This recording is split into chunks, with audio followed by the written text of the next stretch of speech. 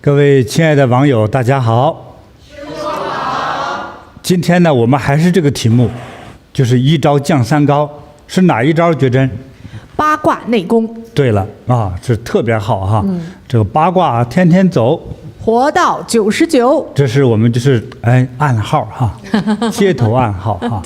对，所以这个八卦内功真是好的不得了。大家听听今天的一些故事哈，就知道了。那么今天会有一些新的朋友呢，会来看我们这个节目哈。这个觉得还是这样，三高有什么了不起？就人到中年，还有很多当今的人哈，20多岁小青年，尤其是一些青年的大学生哈，离开父母之后，好不容易说我生活自由了，晚上不睡觉，早晨不起床胡吃海喝还关键吃一些不健康的食品。但是一检查就知道了。上次我们讲到台湾的几所大学的调查哈，多数的孩子都有三高。你看，才有的17、18岁就已经三高很严重了。那么，通常医生给了你警告之后，一般人都不在乎。三高听说到处都是，人人都有，有什么了不起呢？那我简单跟你说哈，三高能带给你什么样的危害呢？第一个就是，尤其是女士喜欢美嘛哈，先让你皮肤变得难看，比如说干斑在脸上这两侧哈，这个颧骨两侧周围会先冒出来，而且呢，并不是擦一些美容霜就能好的，它就长了一批，你去掉了之后还继续长，就像长树一样，它根还在里头，是吧？这个还是轻的呢，只是让你皮肤显得难看了一点。那么再接下来呢，很多尤其是小腿到脚溃烂，它不是光长点斑的问题整个溃烂的不行。还没完了，光溃烂完了之后呢，它会感染影响到就是你的细菌感染影响到你的身体安全。通常医生会怎么办呢？觉真？截肢。截肢是什么意思？就是把腿锯掉，像修树似的，咔哧咔哧咔哧给锯了。反正就没腿了。有很多是要么锯指头、脚趾头，要么就锯小腿，最惨的说锯到膝盖以上，这是我见过的，就是由这个三高中糖尿病造成的，对，高血糖嘛，锯腿还有呢，糖尿病加高血压，它是难兄难弟来一个不行，他带着1个到2个，所以2个到3个一起合伙来。当严重的时候，也最常见的失明，眼睛看不见事儿了，就成瞎子了，恐怖吧？是的。你本来你说你从小确实没有眼球，你用听觉去感受世界再拿一个拐杖，到时候就这样，你可能适应也就这样子。但是你明明你是可以看视的人，突然有一天眼睛失明了之后，哎呀，那个痛苦呀！真的不习惯，走到哪成天撞墙、撞电线杆子，撞柜子角哎呀，成天撞在身上青一块紫一块的，甚至还有生命危险你看，眼睛失明没得救再者就是什么头昏头痛头发懵特别常见的就头晕之类的还算轻的了。再接下来与这个有关联的就是肢体走向麻木，还有水肿，从脸上其实这个水肿不光是腿脚，从脸上的肿到身体的肿到脚丫子的肿，真的很多肿手指头压下去之后它那个压下去那个东西那个印儿它一下上不来它慢慢才能弹起来像一个软化的皮球，就有一种床垫叫记忆床垫是吧？对，你屁股坐一下，或用手按一下，你的纹一直在那印着，很久才慢慢弹回来。你的皮肤变成这样子，多可怕呀！你可不是记忆床垫呐，是吧？所以的话，还造成了肾脏的问题，乃至肾衰竭。对。肾衰竭严重的洗肾，你要不洗肾，说不定就早早的挂掉了。什么叫挂掉？牺牲了，没了，很严重在这形成肝脏疾病、脂肪肝再过度的肝硬化，人也看不到希望了非常的恐怖。再就是心脏病心脏病、心力衰竭到心梗，心梗一发作，人也就没了，非常的恐怖。我在那个网络视频今天网络可发达了，经常是说，哎，哪个老师正在给我们上课，突然一抽筋，啪摔到地上，人就走了。还经常走到马路边上因为走路总是靠路边走嘛，叭一下就倒下去，一倒下去，有的人还没摔死，来一辆车刹不住车把他压死，还这样，还掉到臭水沟里去。哎呀，特别的恐怖加可怜那么再就是那个中风呢，我上次讲过，最快速的当场一抽筋死了，就当场没有更多的反应，自己也不知道。而有些38岁因为台湾前2年说有著名的影星等等的，你说我们都觉得挺帅挺高的小伙子是吧，很性感，还说那些女人都可惜，说他特别性感，死了也就死于这个问题。你看看多恐怖啊！那么再轻一点的话呢，就是瘫痪，对，或者半身不遂，行动不便，对，说话说不清楚，还有五官扭曲，扭到一边走形了，那个口水哈喇子使劲流，他那个手动都动不了，抬不起来，非常的恐怖这有这么多的这些问题，这就是恐怖的三高我说他像杀手一样不为过呀。是，太恐怖了。所以师父也是为了让网友们再更重视一点，所以还得把这个主题再给大家强调一下。还不光是这样子，我们热心的网友他就会发来自己的一些那些问题，还有的与此相关的一些疑问，让我来解答的。那我今天也会给大家解答，也同时呢会，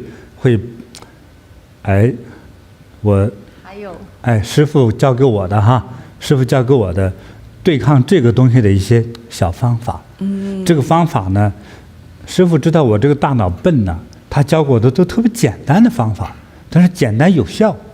我们找人试了一下，可有效了就是对治三高的一些小方法妙方。是到今天呢，大约2个小时以后我再讲出来。是这样的先听一听我们各地的网友给我们发来的那些特别好的这个关于这个三高的故事谁先来？好的，师父，我先来首先是来自新加坡的一个见证分享。师父好，我叫刘宝珠，今年81岁。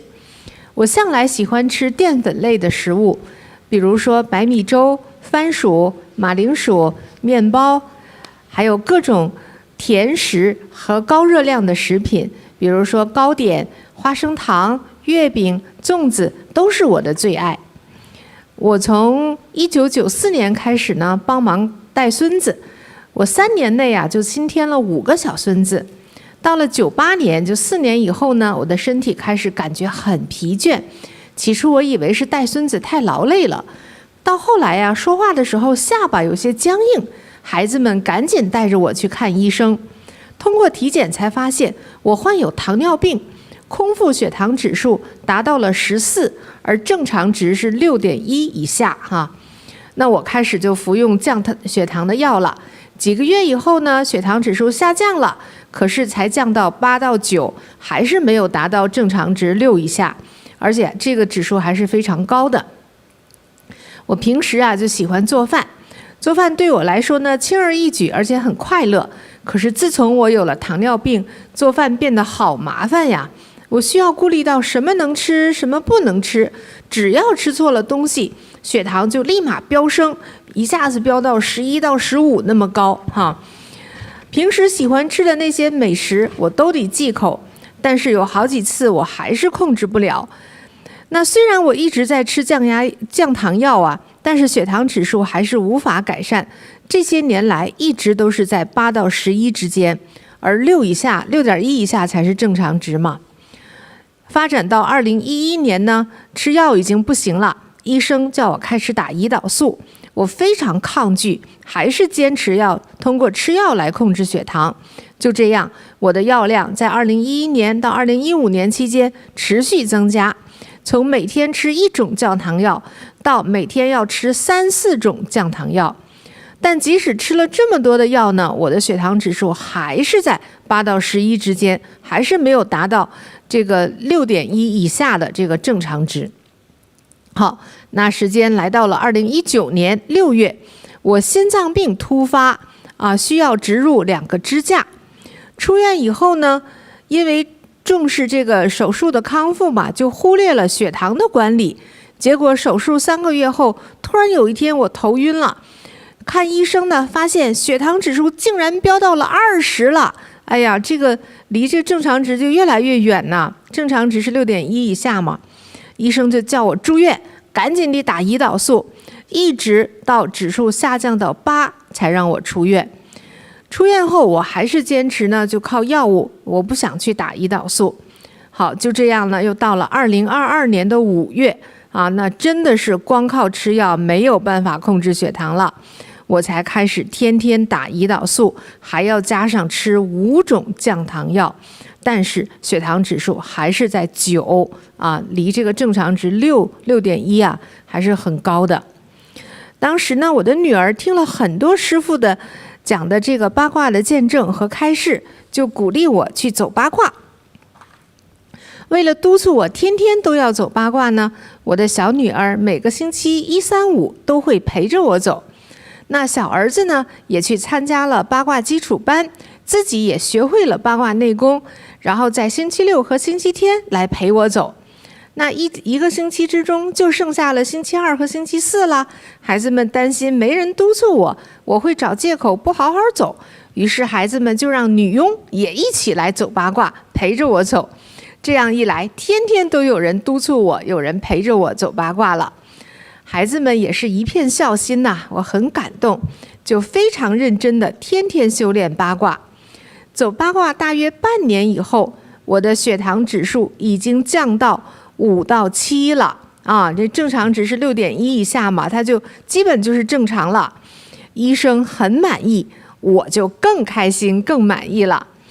现在我不需要像之前那样什么都不能吃只是稍微注意一下，不要过量吃高糖和淀粉类的食物，我的血糖就能保持得很稳定。还有我的记忆也变得更好了，精神饱满，走起路来脚步很轻快。不只是我受益，我的女佣原本脸上都没有光彩，走了3、4个月以后，她的脸也光亮起来了，她还瘦了3公斤。由于我天天在家走八卦，我的邻居们看到了也开始感兴趣，也跟着我一起走八卦。感恩师父让我找回健康，我一点儿都不觉得自己像81岁而且我觉得自己很年轻每天都过得健康快乐。感恩师父。这个很好哈。哎呀，真是新加坡的宝珠。他这个血糖哈，大家有个概念哈。正常的血糖大概是多少指数？6.1以下。6.1以下，对它不是一个叫绝对6.1以下，对就算是比较好的。正常值其实有一个范围，就是3.89到6.1但我们就记住吧6.1对以下。这个宝珠呢，它高的时候到20，是高了好几倍，太吓人了。高了好几倍的话，那个身体会扛不住的，对，会出问题。像我们说的那个严重问题它如果不及时调整，就会出了。其实他从初患糖尿病到现在都25年了。就是其实这个如果糖尿病不及时遏制或者是控制的话，它只会越来越严重。所以那些它就是这样嘛。开始是1种降糖药，现在吃到5种，还得打胰岛素。都还控制不到正常的水平。对，那他讲2019年的时候突发心脏病，来安支架了。这个时候我们就知道，其实突发心脏病多数也都是因为高血脂或者是这样高血糖一起引起的。对，其实就是已经开始血管堵塞了，要放支架。对，那不放支架呢？那就是心梗了呀，有可能就心梗就过去了，那就拜拜了。对，但是幸亏及时的还放了支架。是的，就及时发现了。所以三高呢，就是难兄难弟一起带着来。真的，对，它不是让你这方面出问题就那方面出问题，它会相互发展，好像，对，是。还真是个问题。不过这个故事当中非常有温情的一点，就是他的女儿和儿子都是先来学习八卦内功的，然后了解到了我们八卦内功可以来降三高这样的一个好的效果哈。反过来再去让妈妈走，更难能可贵的一片孝心啊，就是儿女分别陪着妈妈走。对，我觉得他的孩子真好，真的很孝顺，顺陪着妈妈走，然后还差2天不行，让女佣也发动起来了，也陪着妈妈走。你看谁走谁沾光嘛？对呀，就女佣都沾光了，对，气色变好了，瘦身。减肥了，对，妈妈对也好了，女佣也好了，那肯定儿子女儿都会很受益的。真好哈，真好。这也是我们读到现在的很多见证故事当中，真的是最有孝心的一对孩子们了。真好啊！对，救母亲啊！对，所以他现在81岁高龄哈，可是自己还觉得特别的健康啊，一点都不像这么大年纪的。是真好。好，我送他呢一盒东方美人茶哈。其实东方美人茶呀，也是对于降三高也是特别好的，是的，特别好。它算是绿茶类的哈，那比普洱茶降的还厉害哈。对，好，那祝福你呢，刘宝珠哈，健康长寿，如意吉祥。收到，一家人可以这个一起喝喝茶哈，谈谈心，哎呀，多温情啊！是，感恩师父。好，师父呢，接下来给您分享来自于马来西亚的我们的一位师姐的她的见证哈。师父好，我是一名退休的小学老师。2019年6月，通过朋友介绍，我每天坚持走八卦。从2020年3月 MCO 开始，除了每天走八卦，我还每天修炼大光明修持法。宗师您的直播，我都有认真的参加，这也让我获得了很大的受益。免疫力提升，我的三高也恢复了正常。从小我的免疫力就很差，一点点小雨，淋了一点雨都会伤风感冒，哎呀，好几天要吃很多药才能好。走了八卦2个月，我发现也同样是淋点小雨的时候都不再感冒了。这样的话，我的免疫力提升了，一直到现在都没有感冒发烧过呢。好，接下来就是他的三高历程了。高胆固醇的问题困扰了5到6年，每天要吃1粒降胆固醇的药，胆固醇都还很高，到5.5至5.8。然后每次我体检抽血的时候啊，因为血太稠，还要找好几个地方才能抽到血。医生说这些都是因为我的高胆固醇引起的。高血压的问题也困扰了我4年了，我的血压高达190到80。这个实在是很吓人的一个指标，我每天必须吃1粒强效降压药，但是血压还只能够把它降到160到80。那么这个高血压的问题常常让我头晕，我只要一蹲下去，时候头就晕，得有人扶着我才能站起来，或者呢，我一个人的时候必须自己扶着墙壁才能站起来。等休息一会儿，止晕了才敢向前走。高血压的问题也造成我不能有过大的情绪波动，无论我是太高兴还是太生气、太伤心，都会让我头痛。我只要一头痛，必须躺在床上调整呼吸，要休息一会儿才能止痛。2018年，我又得了高血糖，我的空腹血糖是6.8以上。医生一直建议我吃降血糖的药，但我只想通过饮食来控制。节制饮食后，血糖虽然没有上升，但是也没有降下来。经过我走了1年多的八卦修炼大光明，观看金菩提宗师的网络直播，这些三高的情况得到了极大的改善。我走八卦1年3个月后，到了2020年的9月，经过医生的检查，我的胆固醇它的值降到了4.76，正常了呢。那么体检抽血的时候，针一扎就能抽到血，这样医生就将我降胆固醇的药由1粒降到了半粒。当我走八卦1年9个月之后，我又去体检，而我的血压也降到了144和74，基本正常了。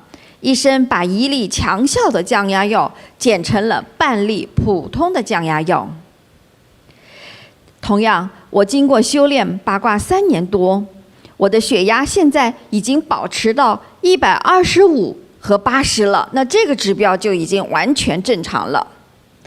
同时，我的空腹血糖也降到了5.2，那么正常值是3到6.1哈。那么到现在为止，我的血糖也一直保持在5.2到5.7之间，都是一个非常正常和健康的指标。就这样，通过了走八卦，我的血糖、血脂、血压都完全正常了，我再也没有头晕头痛过了。体检的时候，医生都感到很惊讶呀，你的3高怎么能控制得这么好？还问我你是做了什么呀？我就跟医生说，我有去做运动，一个叫做八卦内功的运动。医生听了很高兴，鼓励我继续运动。我很珍惜师父教给我们的禅修方法，走八卦、大光明、念佛，我每天都在坚持。我还把八卦内功推荐给我们学校的老师们，有6位老师在跟我一起走八卦。我还会继续传播八卦内功，让更多的人受益。感恩师父，我真的是很荣幸、很感恩，也非常的幸运，遇到了金菩提宗师。这个真的为他高兴，他这个是3高哈，3高样样齐全呐。对呀，对，一样不落，对，一样不落。而且我们真的是看到这个规律啊，就是如果你觉得只是患了1高的时候，你要千万的要警觉，因为就像我们这个群弟师姐一样，他只要先是患上了高血糖。但是后来慢慢的有高胆固醇啦，或者是高血压，它都会不期而至的。对，很容易结伴而来呀。是啊，所以一定要早期把它修复好。对，他的这个3高就是你说早期修复好，他还真是，他时间没有那么长哈，不像前一个都20多年。对对对，他这个最长的是5、6年，5、6年也是很折磨人了，也是很严重了。可是他走八卦的话，最长走到1年9个月的时候，这3高基本都正常了。他现在的指标都非常健康。对，但他当然现在都还在坚持走嘛哈。对，1年多的时间哈，全都恢复正常。消灭3高啊，真是叫一招降3高啊，真厉害啊！我在看这个徐老师哈，他是老师嘛哈。对，徐老师，你看他的身材并不是那种肥胖型的。哎。但是一样得3高，一样，对，是有这样的人的，对。但是呢，3高的人呢，多数身上是有点肉的哈，对。那少数呢，瘦一点的人一样得3高，对。所以的话呢，也是预防3高哈，不光是有肉的人哈，就是瘦人也要注意体检哈，看看你的3高状况如何哈。这个徐老师康复的不错哈，对，他真遇到这个病了，他也有了这个毅力，是吧？对，哎，不到2年时间都降下来了哈，都降下来了。而且现在呢，他还带他的老师们哈，一起走八卦，一起走。哎，这个时候这菩萨精神就显现了。是的，哎，其实对于他呀哈，对于他的健康，是有巨大的帮助。是的，因为你这就有功德呀。做功德啊，你做了功德的话，帮人，你还要健康，还长寿，还顺心顺意。对，将来儿女还争气，对，还有很多这种很好吉祥的事情在等着他，生活就很吉祥。对，这等于救人命啊，就是啊，真好哈。所以我们走好了哈，我们八卦内功受益了之后，一定要传播出去。对，就别一个人走。对，哎，你一边走的这个过程，你只要开始受益，就开始带着你的亲朋好友、同事们走啊。哎，对，让大家都受益，我们的效果就更好。哎呀，救人命啊，那功德无量的事情啊！感恩师父指点，所以给徐老师给礼物。好，这个我送他一个啊，这个是最贵重的了哈。哇，一个有70、80年的一个老天珠哈，送给他戴的哈。老天珠了。对对对，还送给他一个这样电热水壶啊。好的，好，这个叫啥来着？马来西亚 Kind 牌子的啊，对对，电水壶哈。对，好，祝福你徐老师哈，健康长寿，如意吉祥。收到，感恩师父。那接下来是来自于我们北美加拿大多伦多的怀内世界，他的一个分享。师傅好，我是来自多伦多的怀内，今年62岁。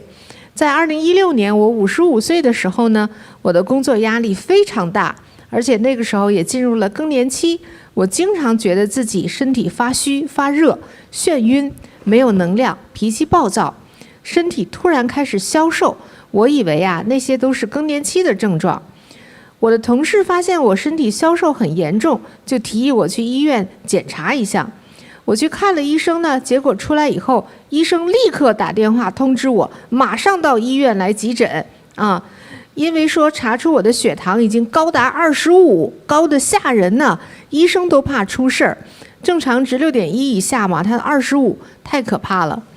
我到了急诊室呢，急诊医生再次给我做了全面检查。医生说，你这么高的血糖，你所有的内脏器官都泡在高糖里这么长时间，你真是命大呀！我听了都很后怕。医生呢给我开了最大剂量的口服降糖药，并且说我这种糖尿病是自身免疫型糖尿病，是我的免疫系统攻击了、破坏了胰腺，导致胰岛素分泌不足，或者是完全不分泌。这种呢是比较难治的一种糖尿病类型。用药只能是越来越多。医生说他在15年里从来没有见过我这样的病例。果不其然，我这个血糖真的是很难控制，很快我就要每天注射10个单位的胰岛素了，而且我还要特别注意饮食。即使是这样，我的血糖指数还是在11左右，没有办法降到正常值。医生说就我的这种身体状况这种情况已经是很好了。就这样，糖尿病、打胰岛素、控制饮食，这些概念就成了我每天的生活的主题。我每天小心翼翼地吃饭，稍一疏忽，血糖就会直线上升。因为药物副作用太大，影响了我的消化系统，我的肚子胀气，消化不良，人更加消瘦，而且还掉头发，身体状况非常差。我本身呢还患有家族遗传性的高血压，我小的时候就上大学的时候就开始高血压了，那个时候是吃中药控制，后来到了加拿大以后呢，我的高血压最高达到高压170，低压110那正常值是130/80嘛，这高出很多了，需要长期服药控制。那我本身又是一个敏感体质，所以医生为我开药都要特别的小心。正在我为自己的健康状况发愁，找不到出路的时候，2019年9月，我幸运地来到了菩提禅修，看到很多同修因为走八卦而成功控制了糖尿病，我就开始学习走八卦。几个月后，我觉得体能越来越好了，做事有力气了，体重也开始慢慢恢复，这给我带来了很大的信心。我开始更加精进的修炼，走八卦半年后，我的各种身体不舒服的症状都消失了。空腹血糖那个时候呢，就经常在5左右，有的时候还低到3到4完全达到了正常值。那医生很惊讶，因为他知道我这种自身免疫性糖尿病只能是持续恶化，本来就需要给我不断增加药量的，可是看到我血糖控制的这么稳定，就问我做了什么。我告诉医生说我在修炼一种功法，叫菩提八卦内功。医生鼓励我继续坚持修八卦的同时呢，开始给我减少药量，打胰岛素的剂量从10个单位降到3个单位，降糖药也不用吃了，高血压的药呢也从原来的10毫克减半，减到了5毫克。减药之后，我一直坚持走八卦，有的时候工作疲劳，稍微想偷懒一下，我就想起来当时在医院急诊室9死1生的情景，马上站起来，认认真真完成我的八卦功课。这些年，我的高血压、高血糖一直都维持得很好，血压呢是130/80，完全正常，血糖呢控制到4到6中间，都非常的好。而且我的身体状态变得越来越好，比之前更有耐力，不容易疲劳了，思维也变得积极和正能量。一般人到我这年龄，他62嘛，脑子都不太好使了，可是我的头脑特别清晰，而且还有智慧了。我儿子呢，在美国做博士，他有什么事儿还经常向我请教。儿子说，我的精气神儿根本不像这么大年龄的人。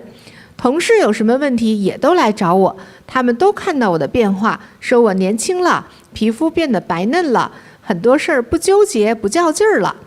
我的这个女强人的个性变得柔软随和、宽宏大量了，同事关系也变得特别好。我的老外同事都叫我神仙姐姐、仙女下凡，他们知道我在修炼一种功法——八卦内功。现在八卦内功已成为我生活中的重要部分，我也把这个好功法推荐给了我的那些老外同事们，他们也来参加八卦学习班，也都很受益呢。希望所有有需要的人都能够学到八卦内功，获得健康。感恩师父神奇的功法救了我。真棒哈！真棒啊！环内事件我们都还认识的。是，他这个是很特殊的一种，它是一种罕见型的，罕见的哈。你看他那个医生说，从医以来15年都没有见过这种病例啊。它叫自身免疫性糖尿病，就自己身体它来攻击了这个胰腺，就让那个胰腺不分泌胰岛素了。这些医生也觉得罕见哈。罕见，对，而且很难治。因为它是自身免疫性嘛，对，这种自身免疫性引起的任何疾病都是非常凶险，也很难治的。其实我们以前都一直讲过，对于女性来说危害很大的，像红斑狼疮，也是自身免疫性的那些紊乱造成的。这样。还有自身免疫性引起的一些肾脏疾病，就是这个没办法是用外界的药物控制，因为它是你自身免疫系统。这样啊，就是自己的细胞吞噬自己的细胞，就或者是攻击自己的细胞。用药来说，对它根本上来说是不起作用的，起不到什么作用，找不到只有吃药的毒害作用。对，哎呦，对，它这个病例很难，一个是这个糖尿病这个类型很罕见，再有它还有家族遗传性的高血压，从上大学的时候就高血压。对，这种遗传性的疾病又是一个很难治的。就环内事件一下子就这2个点都是极难的。遗传真好哈，就是很特种人也是。对，哎呦，是，所以真的很难治。但是呢，你看他就是在医药都没有办法的情况下哈，他知道了师父教的这个八卦内功，练了半年啊，就各种的这些症状就消失了，就这个指标全都恢复正常。这2种病都可以说是医学上的疑难杂症呐。所以真是把他那医生给吓到了。真的，就半年的时间呐，这根本没办法救治的病。真的，就降下来了。对，这不是咱故弄玄虚哈，我们每一个见证都是真人真事儿哈，不说假话。是讲了这么多年了哈，所以医生就都信服了嘛，就减药，都不用那么多药了呀。没错，其实他说他以前也是个女强人，对，你说叫一个女强人得了这种脑人的病，她可真的很烦呐，是不是？对。但是他能够接受八卦内功这样的修炼方法，一下子人就豁然开朗了。对，对，其实变得更强了，是内心更强了，内心更强大了，身体更好了，更柔软。但是呢，个性呢更柔软，是，这才是真正的女强人。对，女强人不像那个孙二娘似的，就见谁杀谁骂谁那样子啊。那不叫强哈，那叫泼哈。对，真正的强是内心的强大。对，所以他都教给他那些老外同事也来走八卦。对啊，因为他修炼这种东方古老智慧的这种功法嘛，对吧？所以老外都觉得很好奇呀。哎呀，神仙姐姐都管她叫神仙姐姐，也可能觉得她变化很大。是，你看他自己感觉哈，说你看和他60来岁的人哈，一个是看那个相片的哈。就根本不像那个年龄，对，并且他自己感觉呢，他这个智力不但没退化，甚至还进步了。是，他儿子读博士，有时还问他，经常请教他。对呀，觉得这妈妈哪像60多岁的人呢？这老妈多厉害呀！对呀，这个强在这个智慧上哈。对，所以他智力不但不退化，还提升了。所以这个八卦内功有很多不可思议的这种作用。对，是这样子。确实是有礼物，太好了，真是，这我有个宝物哈。什么宝物呀，师父？哎呀，这女士最喜欢的。你看看，青金石啊，这青金石哈，这个送给她哈，这个真漂亮哈，一个项坠。对，我觉得对他是很有帮助的哈。好，怀内祝你健康长寿。收到。青春永驻。收到。如意吉祥。收到。感恩师父，真的是一位重返青春的师姐。好，接下来呢是来自于新加坡的王光梅师姐给我们带来她的分享，怎么样的？她还有一个很强的抗中毒的这样的一个很好的效果。师父好，我是来自于新加坡的王光梅，今年66岁。遇见菩提禅修走八卦之前，我一生病啊，日子过得很辛苦。我有10年的高血压，2012年我就被诊断为高血压，是165高压指数。起初我还没有吃药，可是后来别人告诉我说不吃药可能会中风，我就开始服用降压药了。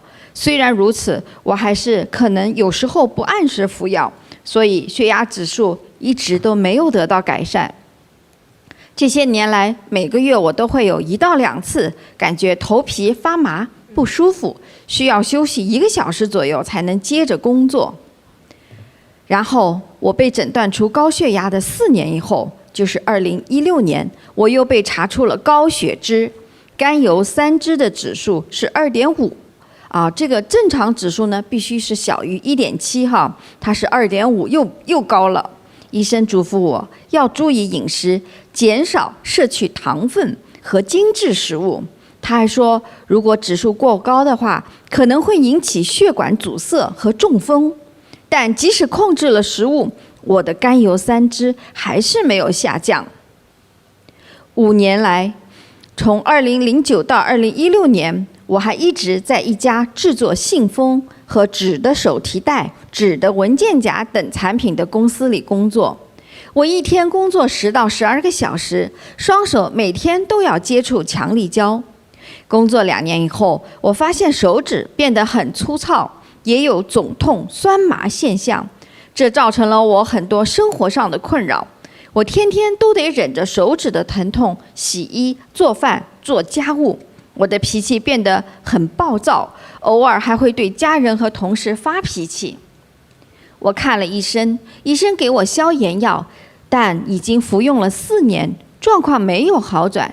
近期我发现头发脱落得非常厉害，头顶偏后方都秃了。我想这一定跟长期接触强力胶有关。我因此变得没有自信，害怕别人的眼光，所以不敢出门。我家附近有个八卦点，每天散步的时候都会经过。起初我没多注意，但后来因为担心自己的健康状况，便开始对八卦内功产生了兴趣。2022年2月，我在金菩提宗师 YouTube 频道看到宗师教导八卦内功的视频，便尝试在自己家里走。3月的时候，我加入八卦点，和同修们一起学习和走八卦。走八卦2个月后，刚好是复诊的月份，医生惊讶地发现我的高血压竟然从165降到了125。他问我，你这段时间做了什么？我说走八卦。医生说很好，你就继续走吧。医生也把我的降压药从每天的1粒减到了半粒。走八卦8个月后，我的甘油三酯也从之前的2.5降到了1.9。医生说基本接近正常了，他很满意，我也好开心啊！走八卦的效果真是棒。不但我的血压、血脂都康复了，我因为强力胶导致的身体问题也好了。我的手指不再肿痛、酸麻，洗衣和做饭、做家务也能像往常一样，又快又轻松。我的手指皮肤变得光滑和柔软多了，我还发现长出了新的头发，之前秃发的部位也长了一些，而且有些白发还变黑了。这让我找回了自信，心情愉快，现在出门也不怕了。我也不再对家人发脾气，给他们脸色看，现在都很开心地对待他们。我很庆幸能遇见师父，遇见八卦内功，让我找回健康、快乐和自信。八卦内功的效果立竿见影，我要把师父这个神奇的妙法介绍给正在受病痛折磨的人，让他们重获健康和快乐。我会天天走八卦，让身体更强壮。顶礼感恩尊贵的师父。这个很好哎，这个我听到我都替他高兴。他说10年的这个高血压哈，竟然就是短短2个月的八卦内功，就完全就正常了。我们叫什么陡降，就是突然就降下来了，真是一招降血压哈，这个效果太好了。然后他6年的这个高血脂是走了8个月就基本正常了。对，那师姐她的那个高血脂的指标呢叫甘油三酯，它其实在血脂里我们通常讲的叫胆固醇很高，另外一个很重要的血脂的指标就是这个甘油三酯。所以甘油三酯也是有一个警戒线的。那么它原来的时候呢，就是超过了警戒线1.7，它就飙升到了2.5。对，所以同样的，医生也是说你这个血脂高啊，你这个不能吃更多的糖了，你也要控制，还不能吃精致食物。这一点我们要学习到，就是吃东西不能吃得很精致。就是太精致了，白米白面什么很细的这一些，对吧？要吃点粗粮，对吧？是，对啊，所以他这个也是很难控制好，就降不下来。其实他说我也很注意饮食啦，可是就是降不下来。其实师姐还是很腼腆的哈，她是2022年2月的时候啊开始看到了这个八卦了。那当时呢是师父在那个 YouTube 上是第一次全面的。而且是完整的教授了八卦内功。他一开始还是在家里自己跟着学，在家里走。其实他也真正叫走投无路了。他说他经常在公园里看到我们走八卦，但是之前他没有注意，也没有关注，一直到自己的身体严重警告，就是应该说一直在警告他已经没办法了哈，他才开始关注到八卦内功。对，来找咱的哈，病轻了都不会找咱的，是，实在叫走投无路啊，这个词用得好，真的，走投无路就找咱啊，是，不管怎样找咱就有效。对，你看他做的这个工作哈，用那个胶水哈，对，中毒了，常年的闻那个胶水，并且手去接触哈，是，真的中毒，真的中毒了。他中了什么毒？怎么表现？强力胶啊，它主要是接触那个强力胶里的化学物质的中毒，所以他的关节全部是肿痛的，还有呢？还有发麻，掉头发。这个掉头发其实很多，我们讲了很多毒素哈，虽然我们不知道它这个强力胶里含有的是哪一种毒素，但是很多像这种跟神经性有关系的话，就很容易引起脱发秃了。他都说都快秃了，后面一块。是，所以这个真的也是这个中毒啊！你一旦体内中毒的话，这些化学毒素是很难排解出去的。所以医生只是说给他服消炎药，但是这个消炎药也是没有办法能够让他这个中毒的这种应该说感觉能够缓解，没有办法。对，在这个案例上来说哈，我抢了一句话说，对不起。对，我特别提议我们的网友们哈，还是从今天开始哈，我们减糖或者是免糖。对。你看很多食物，比如说大米、白面、蔬菜、水果当中有糖，你是没办法了，对不对？对。但是人呢，还故意买糖吃。比如在中国靠南方地区的人炒菜哈，经常放一勺糖，是，再放酱油，放些调料，是。那么糖呢，当做一个调料，显得这个菜炒出来比较新鲜，口感也好，是吧？有鲜味。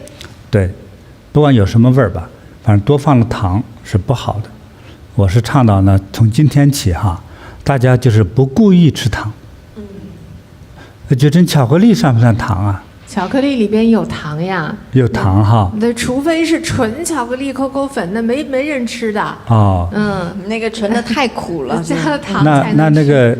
那种很漂亮小蛋糕上有没有糖啊？那太多糖了，老多糖和油，都很多，叫糖和油给腌出来的，没错，那个蛋糕堆出来的，所以你蛋糕吃多了之后就想吐。糖和油再加上那个精致加工的面粉，对，那精致食物，刚才没错的。咱们先说哈，刻意放了糖的食品呢，我今天倡导哈，大家呢开始不吃糖了。好，如果你同意我的观点呢，那你在下头去留言，好吧？好从今天开始免糖，无糖生活。好，因为你那个身体受不了，那个糖多了之后，那个糖尿病一得了之后啊，真的是很恐怖的。这严重的是聚了这儿聚那儿哈，这很恐怖。所以咱们从今天哈免糖，好吧？对，你们大家呢先试1个月，好吧？不吃任何放了糖的食物，就是包括那个饮料哈，尤其碳酸饮料里头放了大量的糖，最多了啊，一罐那种碳酸饮料，像类似各种各样的可乐类哈，里头7、8块那个方糖是吧？所以严重的还有10几块糖，对，那其实严重伤你的骨头啊。对，还有那些奶茶，水果茶，各种这种放糖的，就是给他用人工给它混合了的饮料，混合了的食物，其实包括饼干，没错，也是放大量的糖。是，对。所以今天开始呢，咱就不要刻意吃糖了，好吧？免糖，为了我们更健康、更长寿，好吧？好的。同意我的倡导哈，就开始留个言哈。今天开始免糖了。收到，免糖，开始。免糖啊。赞成。好的。那也送他一个礼物。送。光梅师姐。哎呀，有一个特别美的哈，你看她这个3项弄得多干净啊，那么好哈。对。那我也给送给她一个特别干净的、很漂亮的东西。哇，太棒了！那么通透的玉水哦。哎呀，玉水呀。哇，真美哦。啊，几乎像透明的一样哈。特别的通透。对，这算是一个吉祥宝物吧哈。平安扣啊。希望这个王师姐呢，能够健康长寿，收到；清净自在，收到；寿比南山，收到。感恩师父。那接下来呢是陈兴强先生，他是来自于马来西亚怡保禅堂的。师父好，今年我50岁，我遗传了母亲的糖尿病基因，在30岁的时候就检验出患有糖尿病了。血糖指数呢是11啊，那每天早上要吃1粒降血糖的药，从30岁就开始，现在20年喽。刚开始的时候呢，吃了药以后血糖有下到7到8，可是还属于偏高嘛，于是医生就加重药量，早晚各吃1粒药。加了药呢，血糖指数仍然没有改善，医生继续加量，早晚各2粒。到后来药物已经无法控制了，血糖已经飙高到12了，那医生建议我打胰岛素30个单位。虽然我也有控制饮食，可是血糖就是降不下来。我不但有高血糖，随之而来的又患上了高血压和高胆固醇，就是高血脂哈。你看3高又齐全了。我的血压高压在170、180之间，那正常值是130嘛，小于130。我的胆固醇指数在8，正常值要低于5.2，你看它都高出很多。已经吃降压药和降胆固醇的药有长达10年了。有一次呢，我的堂姐看到我的双脚和小腿都是黑色的，她就问我怎么了，我就老实的告诉她，我的糖尿病已经一发不可收拾了，药物控制不了，已经打胰岛素了。堂姐就鼓励我来走八卦。我记得很清楚，是在2022年6月24日我开始走八卦的，那到现在还不到1年的时间啊。好，走八卦4个月以后呢，我去医院复诊，医生问我到底做了什么，因为我的血糖从12降到4.4，就是正常值哦。我就说我只是走八卦，医生就让我继续走，而且呢也把胰岛素的这个药量从原来的30个单位降到14个单位，就基本就是减半了。走八卦8个月以后呢，也就是今年的2月份，我再去复诊，我的血糖又下降到3.8，那医生说我就不用打胰岛素了，只需要吃药和观察。同时我的高血压也从180降到了135啊，就基本是正常咯。之前需要吃5颗降血压的药，现在只用吃1颗就够了。我的胆固醇呢也从8降到了4，就也是属于正常值了，药也只需要吃半颗而已。我真的太高兴了，八卦内功太神奇了。我已经失控的糖尿病，还有引发了10年的高血压、高血脂，在走八卦8个月后都恢复到了正常，这简直是不可思议。原本脸色暗沉的我，也慢慢变得光亮了。我真的感恩师父，让我看到了生命的曙光。哇，这个真的很好，它这个又是遗传性的，你看，又是一个遗传性的呀。对，这个真的是顽固啊，从妈妈那边遗传来的，所以年纪轻轻啊，30岁就高血糖了，而且是很快3高齐全。对，10年以后，另外2高也补上了。这类病，这个遗传的还挺厉害。挺厉害的哦，遗传就是家族性的。其实高血压、高血脂、这3高哈都很容易遗传，都有家族性的这种。不是很多人看样子是有相当高的比例哈，对，有这样的3高的可能。是的，是这样的。哦，很恐怖啊，想着都心慌啊。对呀，所以他那个小腿啊都已经黑了嘛，那很危险了，恐怖了就。对呀，你想他已经20年都很难控制，小腿都那个样子了哈。好在他堂姐看见了，真的，还介绍了八卦给他。感谢堂姐，对，堂姐就介绍八卦内功给他了。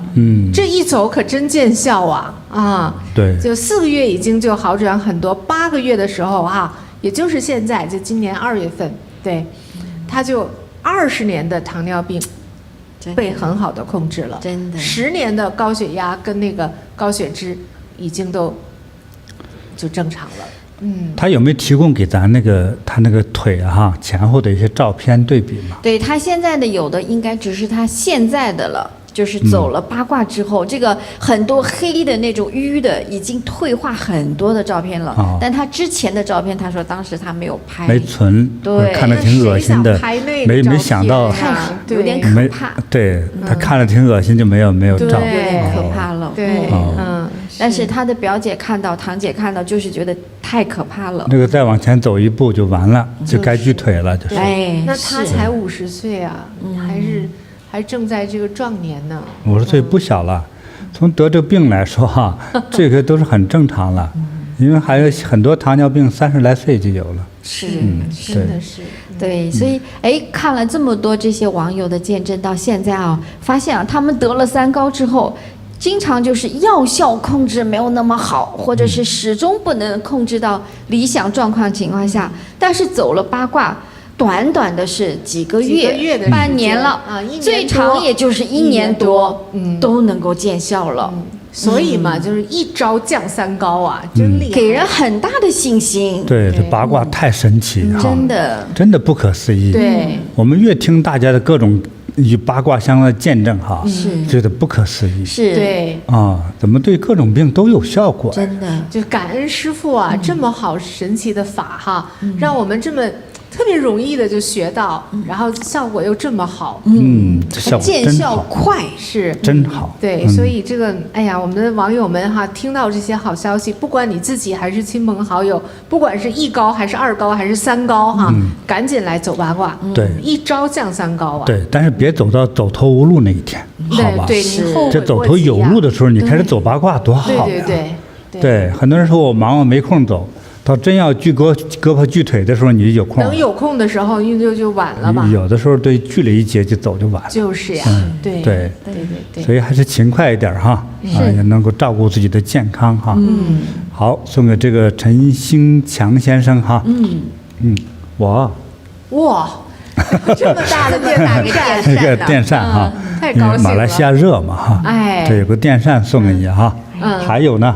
还有，太好了。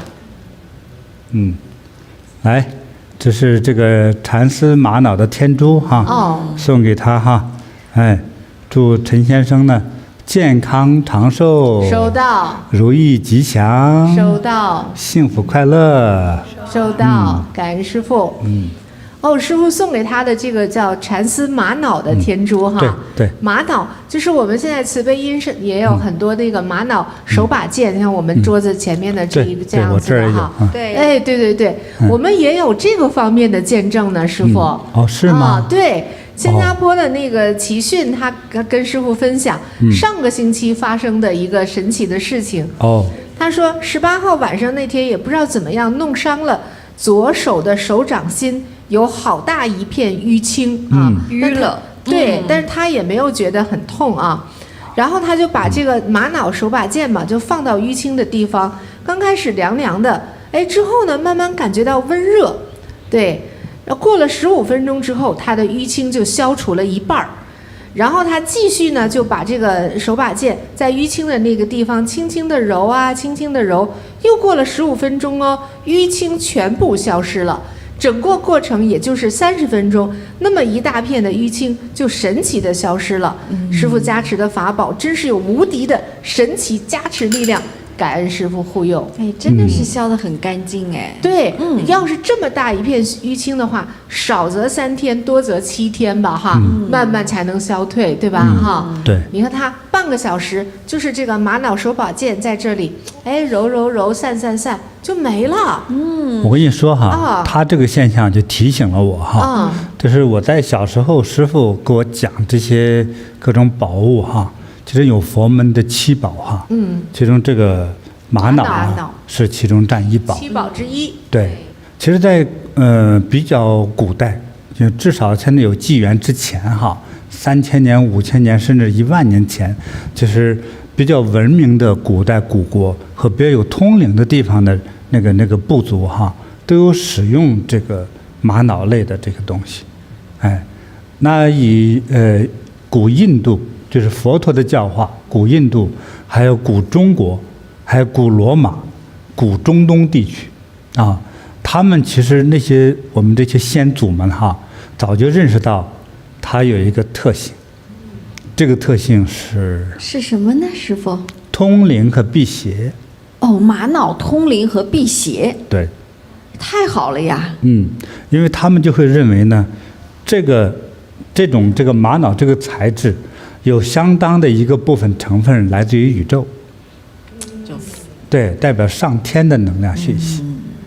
第二个，它形成了这样一种特有的结构哈，使人容易通灵。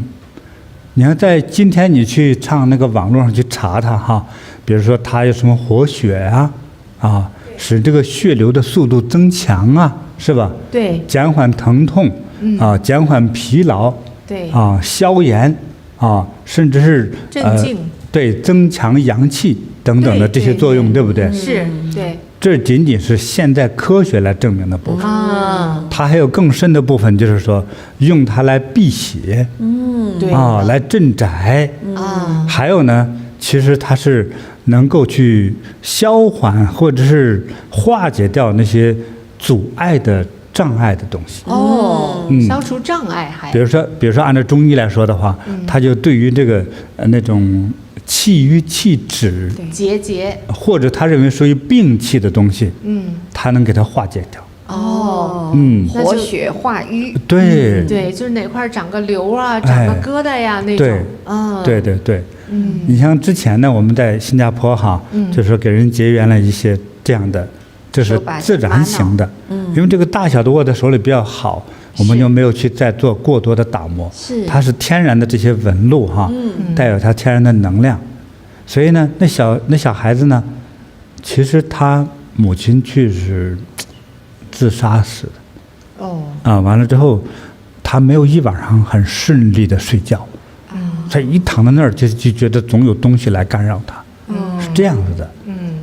不安宁了，他就请了一个这个玛瑙的一个小东西哈，他就卧着睡觉，他也不太懂怎么用哈，对，那一晚上他说我从来长那么大没有睡过那么舒服的觉，对，安神了，对，所以有类似这种情况的哈，无论是成年的还是小朋友，你把这个呢，你拿到手上，有的时候一伸手掉了，或者如果你旁边有人睡觉，你一不小心叭扔出去砸到人身上了，砸个包起来哈。通常你这个呢可以放在你的枕头旁边或者枕头下头。哦。有时候你的手心比较燥热的时候啊，就是疲劳了，握一会儿。你觉得困意来了要睡的时候，把它放到枕头旁边或者枕头下头，它能够来镇守你的这个睡房。还有的上头我们有个绳哈，你可以挂在你的床头，也是可以的。对，何况有我加持。但是这个本身它就有辟邪的这样的一种能量。但比如说呢，那你现在尤其是在古代哈，我所知道的呢，在宋代人们认为这是传国宝物哈，用玛瑙雕刻的牛头形的杯。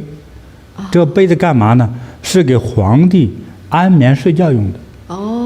那皇帝也很累，也很烦，内外大事都是国事，国家级大事。对，他也是人呐，人的这个抗压力也是有限的，对不对？压力很大，睡不着觉。第二天一早天不亮就上朝处理国务，对不对？得要睡觉啊。所以有聪明的寓意，就是说，建议用这个玛瑙磨成这个水杯，把水呢放在这个里头，通常呢它是放1天，所以早晨就倒进去了，那今天早晨皇帝把它喝完了之后哈，头一晚上的又倒进去，又放1宿，到了晚上临睡前，把这一个水杯的水喝掉它，放到玛瑙杯里的。它就净化那个水了。对，咱拿这个玛瑙，天然的玛瑙哈。我们只是人工的打磨了一下而已哈，对，人工打磨了一下。那把这个呢，我们模仿这个方法，如果把它先洗干净之后，放到你的大水碗里头，里头放了能喝的自来水啊，或者矿泉水，把它放进去，也一样，这个水呢又净化了，又增加了它的磁场，使我们睡得安心，睡得踏实。那么喝的这个水呢，就增加了你的身体的阳性的正能量。这样就避开那些邪气污浊之气，人就睡得安心了。这好神奇呀！是。还有呢，用这个给你的孩子开智慧。之前我有类似教过的哈，你拿着这样的，拿这个和我们的天珠，还有我们的南红这些宝物，还有玉石的都可以哈，在孩子头顶上不要挨着他，离开点距离。他比如尤其是孩子睡着了。这个不睡着，一般孩子不老实啊，他又翻又闹又玩的，对不对？他睡着了之后，父母亲拿着这个宝物呢，头顶上空，把你的祝福加进去哈。但是我现在这个手势叫逆时针，逆时针，就是手表走的方向是反过来，这叫散。散掉这个孩子的病气、烦恼气、污浊的气、疲劳的气啊。那么之后呢，大概36圈之后呢，再开始顺时针，让他聪明、智慧、健康、快乐又乖巧、听话，将来呢金榜题名，事业有成，再娶个好媳妇，嫁个好郎君，你把你所有的美好的祝福都加进去，这个孩子哈，你会发现2个月以后，你发现这个孩子聪明了、乖巧了、懂事了，考试成绩提升了。太好了。听起来这个能起那么多作用啊，试一试吧。就像八卦内功一样，你不走不知道，走1天都不行，你走3个月之后发现，真是不一样，特别有效果哈。太好了。所以像这样的宝贝石头也一样子，有我一个美好的祝福，何况它本身就有很多的功能在里头。知道了哈。太好了。我们的天珠也一样。但是天珠不要去泡水哈，因为它有人工加工的更多痕迹哈。但是这些是自然的，会更好。整个就是天然。就是我们就请人打磨抛光了一下，这样不刮手，就是这样子哈。所以特别好。太好了。那我们这个玛瑙的手把件呢，在亚洲慈悲音和北美慈悲音网上都有哈，网友们赶紧去选你喜欢的那个图案、颜色、纹。我们很多宝物就是一批一批的，这一批销售完之后啊，就不知道什么时候能找到第2批。这个蛮好的，它有编号，你喜欢哪个，赶紧去预定，定那个编号的。对，好的，感恩师父，感恩师父。好，师父，接下来呢，给您带来一个新的案例哈。这个例子很好玩，它虽然不是三高，但是呢，它也是因为我们不懂饮食，胡吃海喝，会很容易引起的一种常见病。好，给您来一起分享一下。来自于我们台湾嘉义的林宏业先生，他的一个见证。师父好，我是林宏业，今年57岁。我爸爸和哥哥都有痛风，我自己又是长年累月的胡吃海喝，结果我的尿酸值升高到了8.5到9，那么正常值呢是7，是临界线哈。因为尿酸过高造成了痛风，已经有10年了。最初是3到4个月发作一次，后来变成每个月都发作。第一次痛风发作的时候，我的脚趾红肿发烫，而且很痒，双脚痛到无法走路，得立即赶到诊所打止痛针。上午打了针，要到下午才能走路。可是有一次，我半夜痛风复发，严重到需要太太骑着摩托车载我到医院急诊，太太一路搀扶着我走入医院。那时候医院很多人，大家看到一个大男人让一个女人搀扶着艰难地走着，我内心很无奈呀。后来痛风久了就有经验了，当脚趾和脚踝刚刚开始发痒或者红肿，我就知道那是痛风发作的征兆来了，我就赶紧先到诊所拿药吃，吃药以后才能缓和痛风的症状。痛风10年了，我吃了很多药，把胃都吃坏了。平时没吃东西的时候，总感觉肚子胀胀的、紧绷绷的，而吃了东西后呢，肚子里会有打了结的感觉，非常的难受。就在这个时候，2017年的10月，一个很好的机缘，我开始学习八卦内功。结果走八卦才3天，我发现自己的精神更好了。走着走着，我的痛风复发频率减少了，从1个月发作一次，延长到2个月，再延长到3到4个月才发作一次，而且每次发作的程度完全不如之前那么严重，脚趾和脚踝的红肿程度越来越不明显，也不太会发痒，我都不用去医院打止痛针。再到后来半年才痛风一次，而痛风造成的红肿痒已经很不明显了，我不需要吃药来预防或者止痛了。到了2019年2月，是我走八卦1年又4个月的时候，我已经完全不用服任何痛风和尿酸的药了，更不需要到医院打止痛针。10年的痛风不药而愈了，连药物副作用造成的胃胀也消失了。到现在2023年2月底，整整4年的时间，我的尿酸指数一直维持在正常范围之内。八卦内功真的太神奇了，感恩师父传授给我这么好的妙法，让我重新获得健康的生命。这个很好。我们今天都讲的是一招降3高哈，就高血压、高血脂、高血糖。其实这个痛风，很多人都说这个是第4高，高尿酸。高尿酸，对，也是痛得要命啊！哎呀，这个痛是治不了的，就是痛到痛心啊！对对，什么都干不了，什么都做不了。对对对，那这个师兄你看多好，他10年的痛风历史哈，他走了八卦1年4个月，都不到1年半哦，10年的痛风就拜拜了。他到现在已经整整4年，从来没有再发作过了，完全好了嘛哈。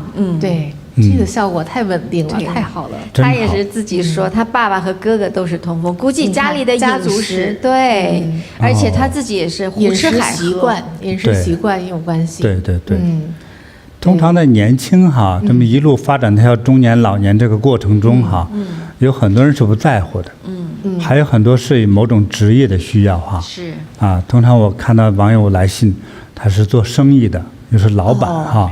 哎呀，南方人吃夜宵，哎呀，总陪客户，还要吃好的。哎，所以好的呢，都是那种什么高胆固醇、高脂，高尿酸的，还有喝酒，没错，熬夜、吹牛，这都伤身体啊。哎，是的，对，就把自己呢，也有的人说弄了半天也挣了点钱，也有的挣不了钱。但是把身体都吃坏了，都吃出挣的钱的那个钱又去买药了，又去看医生，对，真是麻烦哈，不容易啊，人生是不容易的，对，好，这位林先生还是挺幸运的哈，对，你看他这些都好了，是，对，痛风没人治得了，他就是八卦治得了。对，其实我们还有很多网友也是有分享，他这个痛风因为八卦内功走好的，对，也是蛮多的。对，其实还是八卦内功这一招对痛风也是非常的有效，也见效快。那就不是一招降3高了，一招降4高了。现在是，我相信有更多的痛风网友也找到救星了。对，哎，如果有这样的受益，也可以写信哈，给到师傅的这个邮箱里边啊。对，降4高都可以。对，好，那我送给这个台湾林先生哈，一个非常完美的蚕丝玛瑙天珠哈。哦，刚说了它好，真的很漂亮。对，真的很漂亮哈，很难得这么美哈。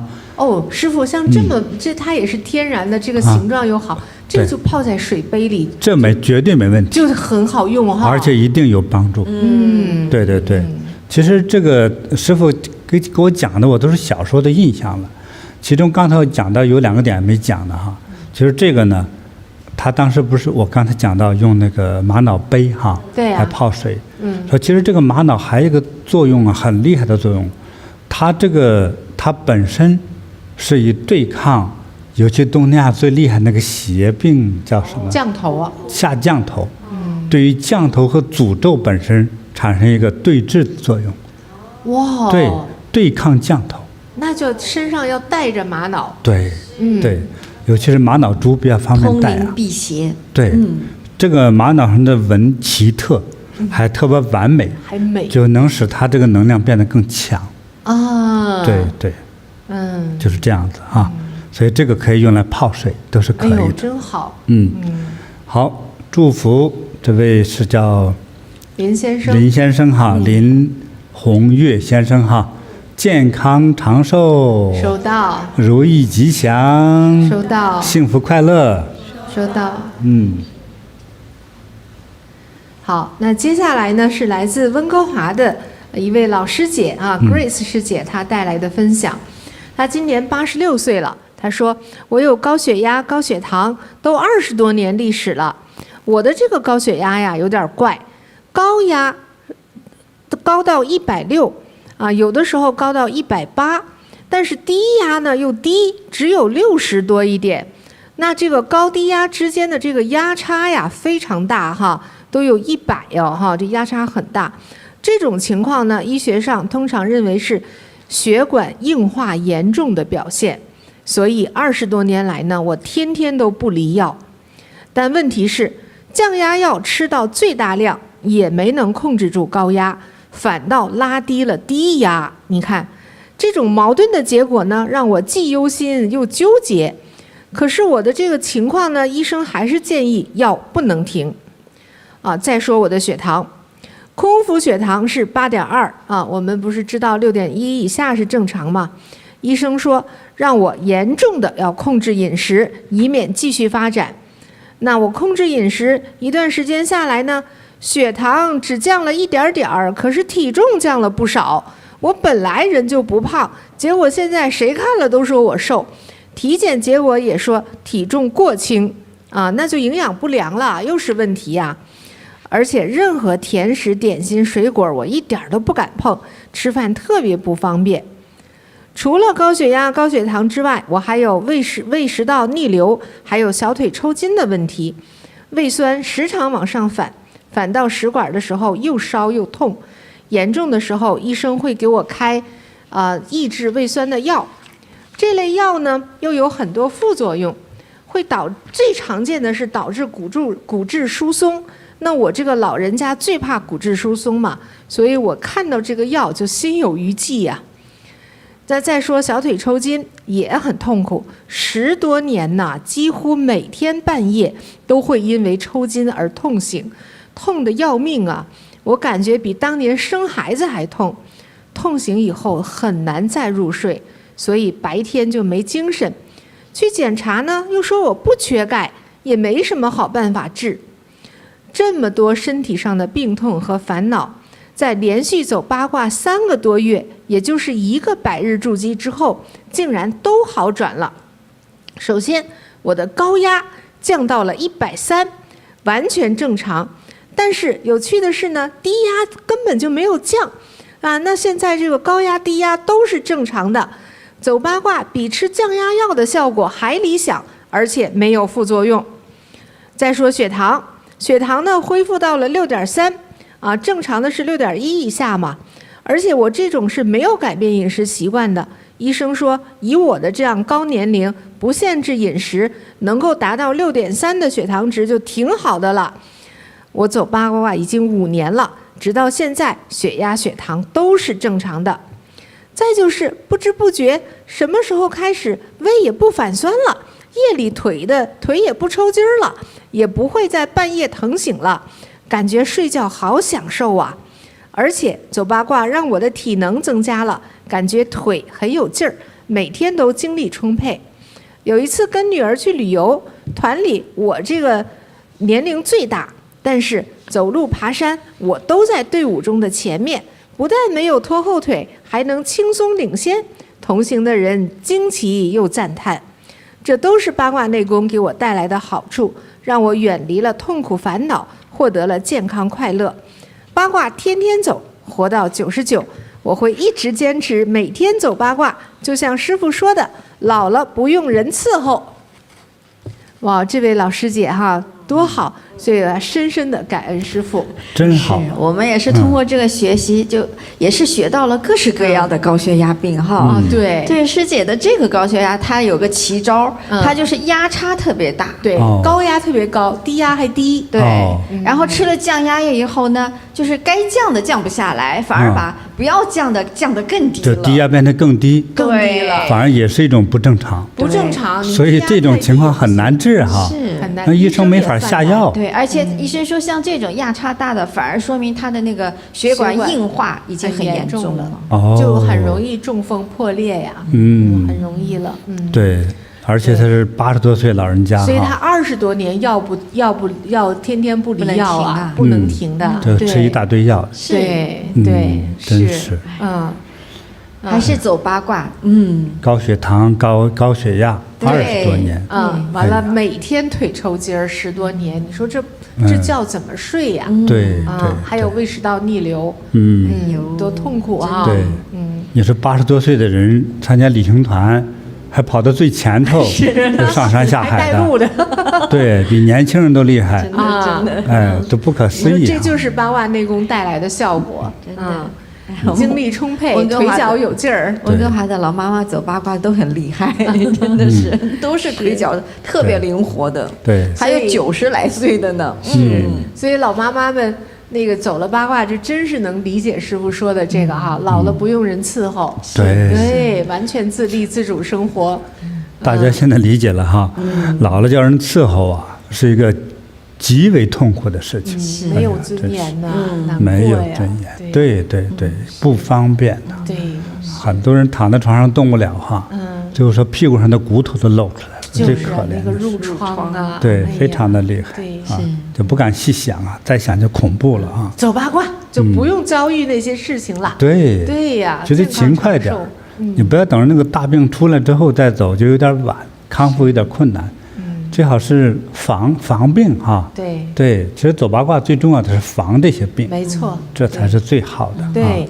对，好，给这个 Grace 老妈妈师姐呢送有大礼物首先呢，咱们今天讲到玛瑙嘛，对，又是非常非常漂亮的蚕丝玛瑙天珠哈，这个送给你哈，祝你健康长寿，收到，寿比南山哈，收到，还送你一盒东方美人茶，太好了，也是降三高的宝物哈，对，感恩师父。好，祝福你。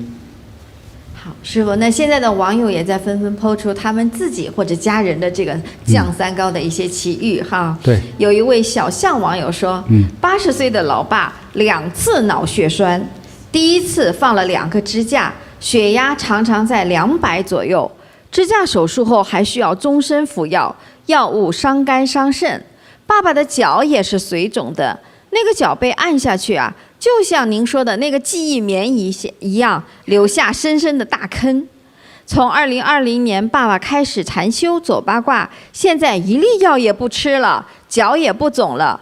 爸爸吃药时血压都控制不好，现在一粒药也不吃，血压反而到正常了，真的是感恩师父。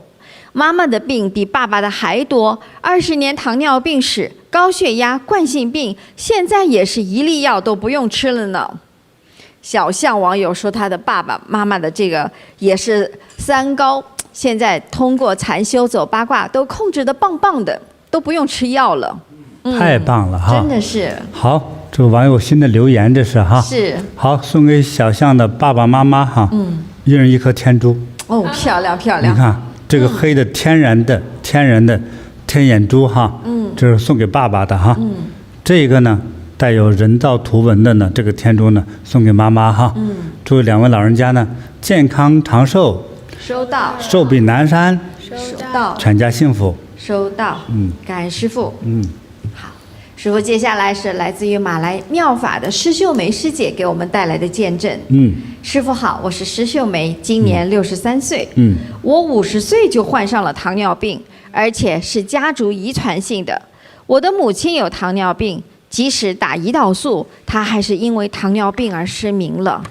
我有7个兄弟姐妹，其中3个已经患上了糖尿病。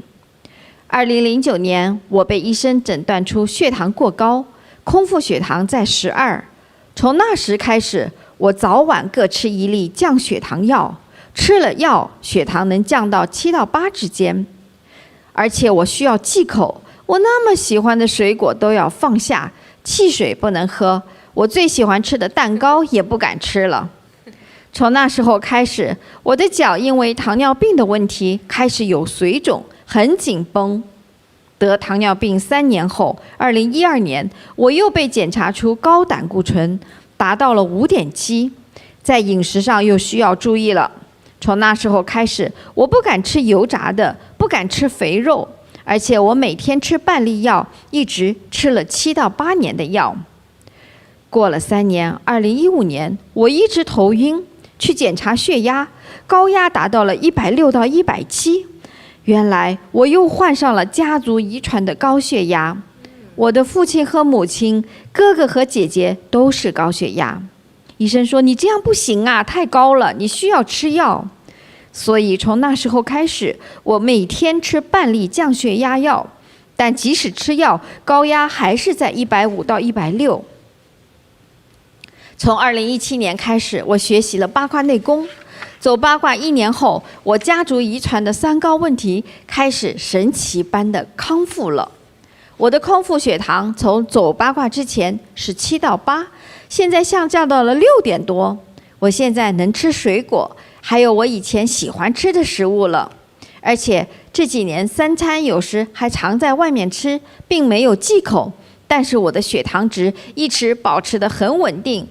那么腿肿的问题也完全消失了，同时我的胆固醇指数也降低了下来，处在5左右，但医生没有给我停药。去年年底我去检查身体，发现胆固醇降低到了4.4喽，医生就把我的降胆固醇药给停了。在走八卦之前，我的血压高压不是150到160吗？但是走了八卦1年后，我的高压降到了120到130，完全健康了。除了3高，我还有双掌、手掌心疼痛、麻痹、无力、手指不能弯曲的问题，都已经7年了。我的工作每天需要拿笔写字，但是手的麻痹导致笔都不能拿。我吃饭时夹菜也不行，拿筷子手都麻痹，拿不多久就要把筷子放下，手要按摩活动才能再接着拿筷子。家务也很困难，我也不能拿剪刀剪东西，经常我必须忍着疼痛来做家务。医生也束手无策，每一次医生都会在我的手掌心部位打点类固醇的药物，打一针维持半年吧，过后手继续疼痛麻痹，我前后总共打了4次针，真是苦不堪言。让我很开心的是，走八卦半年后，手掌疼痛和麻痹也不知不觉地消失了，手指也可以弯曲了，手掌不再疼痛，做家务写字都没问题呢。从此我再也不需要去给我的手掌扎针了。非常的感恩金菩提宗师传授这么棒的功法给我们。4年了，我每天都坚持走，从来不敢停止，因为我看到母亲失明的痛苦，我不想让家族性的高血糖和高血压在我的身上继续大爆发。我会继续坚持走，师父传授给我们的法，我很安心。我也积极地把八卦内功介绍给身边的人，他们都很受益，真心感恩师父。这个真是很好哈。我觉得很现实。又是一个家族遗传性的，然后这个3高俱全呐。关键他的妈妈哈，因为得这个病呢，失明了，已经失明了。他好恐怖哈。对呀。对，也是兄弟姐妹里面7个人里面已经有3个得高血糖了。对，然后高血压也是爸妈都有，哥哥姐姐也都有。哎呀，真的是对，怪可怜的。他这个也是真的是家族遗传。而且现在就是说，他当时的情况已经影响他的工作与生活了。是，那是不是啊？那个手掌心还痛。是，对，对。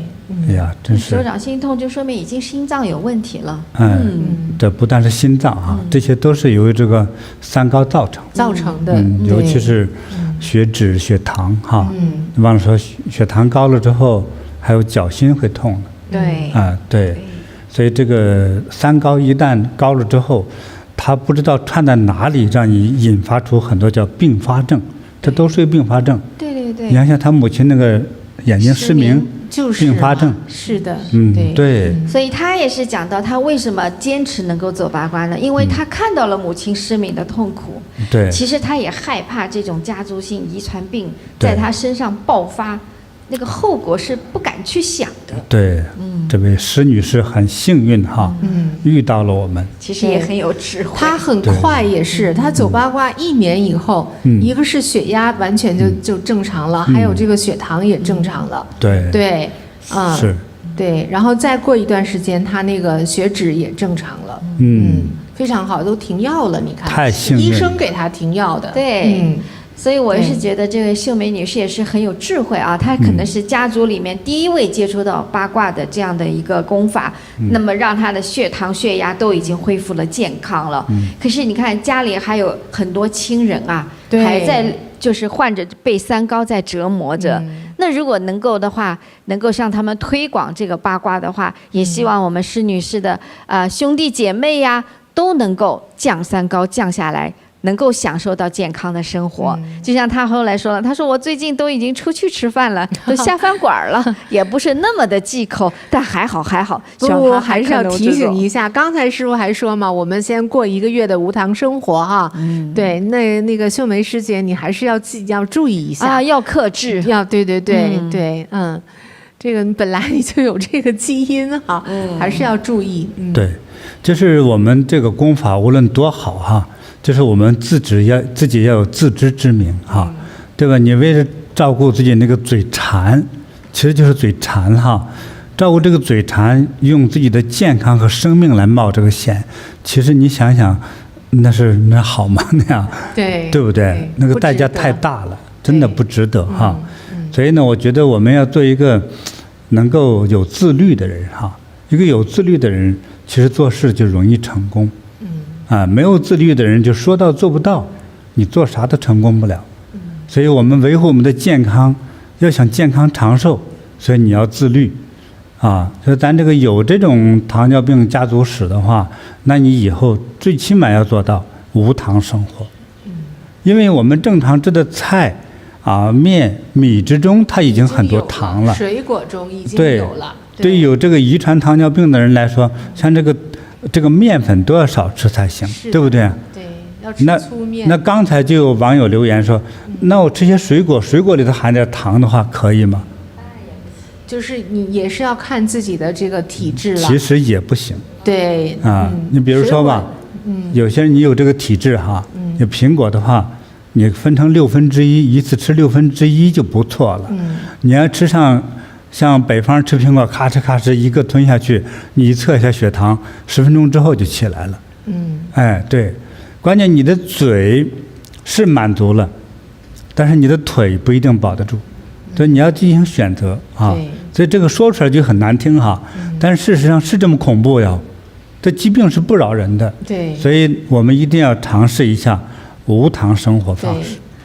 还要提醒，就是尤其是果汁啊，要少喝，果汁干脆哈，就杜绝。对，因为你还不如吃一个苹果呢，更多了那个糖分。对，对。那但有一天我们专门会讲一下这个饮食的一些习惯性哈。对，我先说提醒大家，我并不倡导这种喝这个果汁，因为你喝了过多的糖或者水果之中有很多能量是不该喝的。比如说你一次吃水果哈，能吃一个，比如像苹果，就算不错了，已经很多了。但是呢，你不管用什么水果打这一杯果汁的话，你想有多少水果进去？好几个至少。但你这一次性10分钟以内，你吸收了多少水果汁？就假设你一下子等于一口气吃了6个、8个苹果，一筐苹果。对呀，对，6个橙子。对，是。就这些里头，最起码有一个东西叫做高糖。是。之后呢，还有叫高寒，几乎所有的水果哈，它是寒性的。所以你的体质呢，就变成叫过敏体质，知道了？哎，不好哎。有女生的话，将来容易造成畏寒到宫寒，就是很不划算。一个是不利于生育，还有腰酸背痛哈，头发昏啊。那么还有呢，年龄不大就腰酸背痛。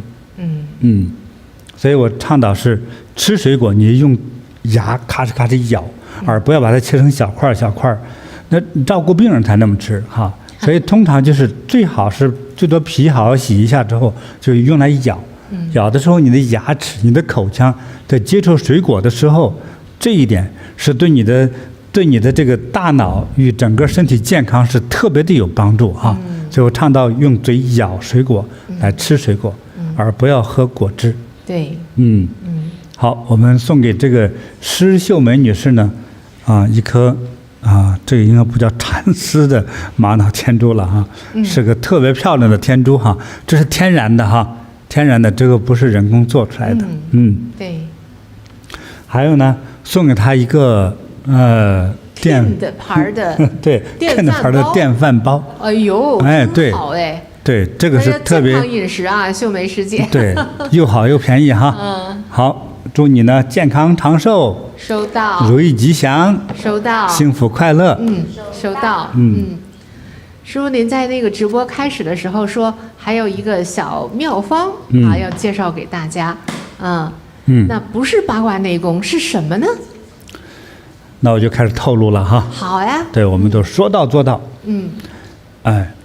就是叫做梅子醋。梅子醋。对，我们是哪一种梅子呢，师傅？梅呢，它是这样的哈，梅长出来一般都是青色的，青绿色。青梅。对，青梅。但是呢，我们这个梅呢，是经过一种制造中药的方法，它是把它烘烤出来的。烘烤的这个过程我不用教了哈，因为我们到中药店就能买到。这样烘烤过的这个梅变成梅干了，梅子干啊。这个梅子干它的颜色就是差不多黑色，差不多的黑色。那么这种黑色的我们把它叫做乌梅。乌梅，对，听说过。但是对它长出来不是这个黑色的哈，是经过加工之后。所以它不是天生长得黑。对，这是加工出来的。乌梅。对，这样使它的一个更稳定，而且药效就更好。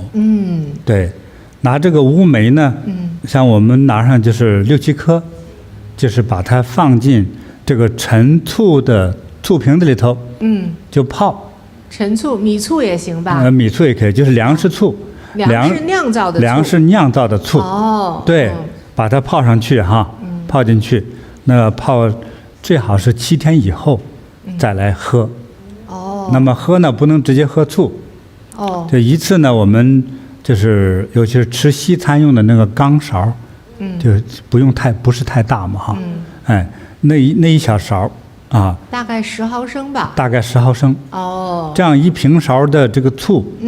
要兑4倍以上的水，4倍、5倍、6倍，对，4倍到8倍之间都行。那这个口感呢，自己感觉。你看您的就是能不能耐醋，就是忍受那个酸度的问题了。这个别把自己当做做手术啊，这个过程是快乐的过程哈，也别把自己酸的倒了牙、闭着眼的那样的，没必要哈，别太惩罚自己啊。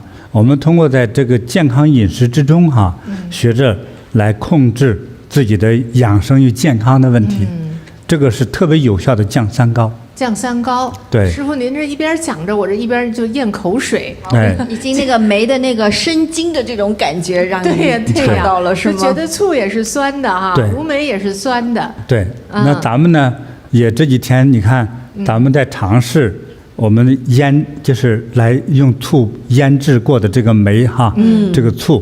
其实口感越来越好，对不对？对。那会儿我们从这个泡的这个醋3天开始喝，对，还有一种醋的那个比较酸冲的那个味道。对对对。哎，酸冲的味道。我们用的是米醋哈。对，放了4、5天之后呢，已经看不到原来醋的颜色了。哎呦，它就变成黑色的液体了。对，很浓了现在。对，当然我这里面放的梅子有点多了，有点多了哈。对，所以它就变成很黑哈。对，其实大家记住哈，诀窍就是一个是粮食酿造的醋，如果是陈醋更好，但还有说粮食酿造的醋，难道有不是粮食酿造的吗？那有醋酸来勾兑也是有可能的。对，它不是粮食酿造，但是呢，政府卫生部门也是允许销售的，对人体也没什么毒副作用，这样的勾兑醋，我们把它勾兑醋哈，对。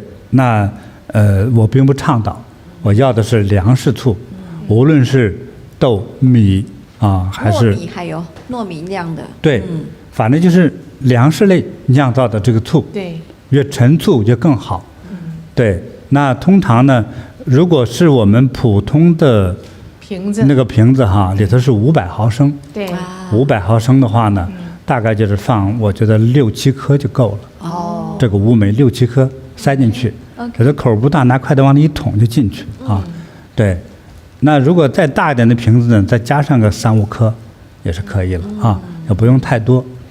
那大约呢，就是要这个放进去之后哈，这个瓶子口哈一定要封好了。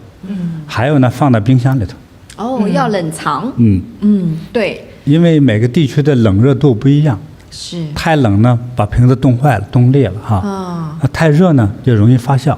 发酵的太猛烈了，发酵太过了，这样糖分就会出来了哈。所以呢，要把它放到冰箱里比较好，让它慢慢的发酵。对，所以最好呢是6、7天以后再来使用。是，像我说的方法，哎，倒出1小勺来，之后倒到水杯里，完了之后呢，再勾兑于我们能喝的水，自来水、矿泉水都可以哈。温度自己把握。哎，那我呢，我们现在在东南亚。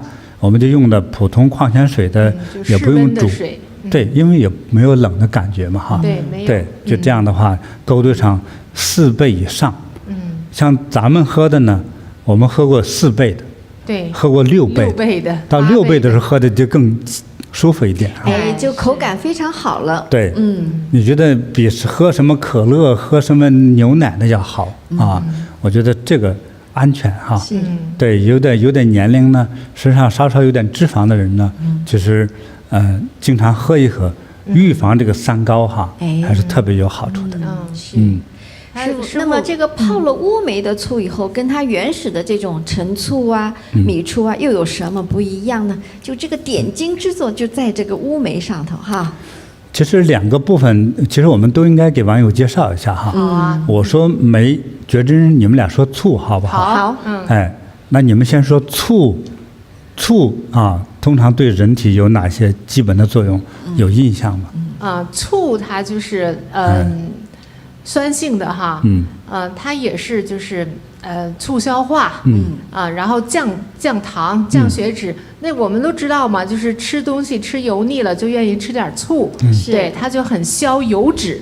这个是很重要的。再有就是杀菌、抗炎、解毒。对，对。它本身也有清肝明目。也清肝明目。对，还有活血化瘀、通经络。凡是有这个就是消脂肪嘛，消脂肪嘛，消脂肪就会清肝明目。就是这样子的啊。所以它有很多这个好的作用。所以我们别说华人哈，老外也吃醋。